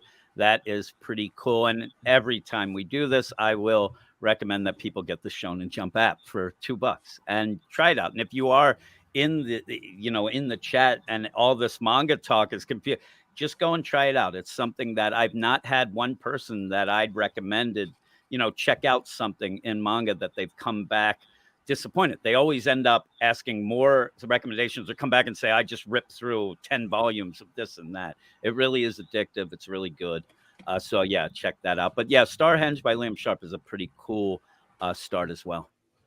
So if people are interested in more of your opinions, you have a podcast. Yeah, we have a bunch. I have a DC Comics podcast that comes out every Sunday night. We have a couple Marvel podcasts, the main one that comes out Thursday night. Then we have a Star Wars Comics Marvel deal on Sunday night as well. And yeah, a bunch of other nonsense. Yeah, just check out the link in the deal, and we have a bunch of different podcasts to go through. And yeah, that's about it. Now, I never have anything special. Everybody has special things. We usually we just do the same thing each and every week, which sounds boring, but we do it every week, and we end up reviewing all the comics. We'll be reviewing. I'm going to be recording tonight, and we'll be doing Batman this week, Dark Crisis, all the big stuff from DC in the deal. Very nice. We've also got Eric O'Sullivan, the Sultan of Soup. If you like comic books and food, he's got the YouTube channel, the only one I know of that combines the two genres together. Who knew? Doc didn't, but that's okay. Yeah. So yeah, I make daily content. I do a daily series on comic books. We talk about comic books every day, and I'm doing this thing, the golden age of DC Comics, 365 days. We crack this book open to today's date. We look at art. We read the blurb, and then we talk about comic books. And we're going to do this every day for the rest of the year. So tune in, give me a like and subscribe. I would love to grow my little channel. And my recommendation for this week, I got this for half price on Amazon. It's a hardcover. It's a very good one. Step inside. Very nice. Great. Now, I love naughty adult art. I really have. Since I was a kid, or a younger person, I would sneak into the adult section of the high-end comic book store. It's at Milo Manara Books. And so Stefan Sajic he's like the inheritor to the Milo Manara mantle of high-end art, like artsy smut. And so this is a really I'm enjoying it so far. And it's half price. It's usually $30. It's $15 on Amazon right now. That's how much I got. That's what sold me was, it's half price for a nice hardcover collection. Heck yeah. So I'm in on this, and I'm bringing it to lunch with me, and hopefully I'll finish it today. It's a very, very beautiful comic book, well illustrated. Real fun, too. Yes. Infamy or Death. Straight out of Dublin, I believe. I know he's in Ireland somewhere. I recommend you read the latest chapter of Berserk. We've had 3 new chapters in the last few weeks. And I believe it's also going on hiatus now, so definitely catch up. And then I think there's going to be a break again, right, Carrie? I believe so. I'm trying to find out more information on it. Obviously, the creator passed away. They brought in somebody else that he had talked to about what he wanted to do. They finished what he was starting there, and there's going to be more in the future. But nice. I know it's his assistants, the ones who helped him with the original manga. So that's very good. Great recommendation. Finally, Doc, do you have any comic book recommendations? What should people be reading for X-Men this week? You should skip let's see, Sabretooth, because it was the word vomit lecture on fucking incarceration that it was so obviously going to be from the first issue. And that's all it ended up being. Also, apparently Sabretooth's going to be running the Exiles now. It's true. We got a new series coming out. Yeah, because so you're recommending Exiles or Sabretooth? No, I'm recommending, and in fact, I'm recommending no one ever purchase anything Victor Laval ever writes. The same way that I recommend. What do you actually think people should read though? ASM 5. It was all right. It was all right. That was literally the only even halfway competent comic book that came out this week. Legion of X was, Cy Spurrier fucking spurriering all over the place like you would expect. All right, Doc, this is what we're getting next week. Axe Eva Judgment #1, Immortal X-Men #4, Marauders #4, New Mutants 27, Wolverine 23, and X-Men Hellfire Gala #1. Oh, gee. Don't buy any of them. Well, Immortal X-Men might be all right. It's Kieran Gillen. It's never all right. No, skip. In fact, you know what? Let X-Men die. Completely let it die. They should Fantastic Four the X-Men. Sell the rights off to Fox and get mad. Yeah. You know what I mean? Well, they already did that once. Yeah, and but then they kept making the books. And then they tried to replace the X-Men with the Inhumans because they were mad. Oh, goodness. All right, Doc. Doc's not recommending anything but ASM number 5, which is the end of the very first story arc. I would still like Tombstone, but there is a couple issues there. I am talking about my favorite comic books tomorrow with my good friend Gabe Hernandez for Weird Science. He and Jim do know each other. They talk about yes, comic we books do. Together. Wingman. Thank you so much to everyone for supporting the channel, having a fun time. This is a good discussion, and really enjoyed this panel. We had a lot of fun today. Thank Lots you. of fun. Thank you. It's been fun.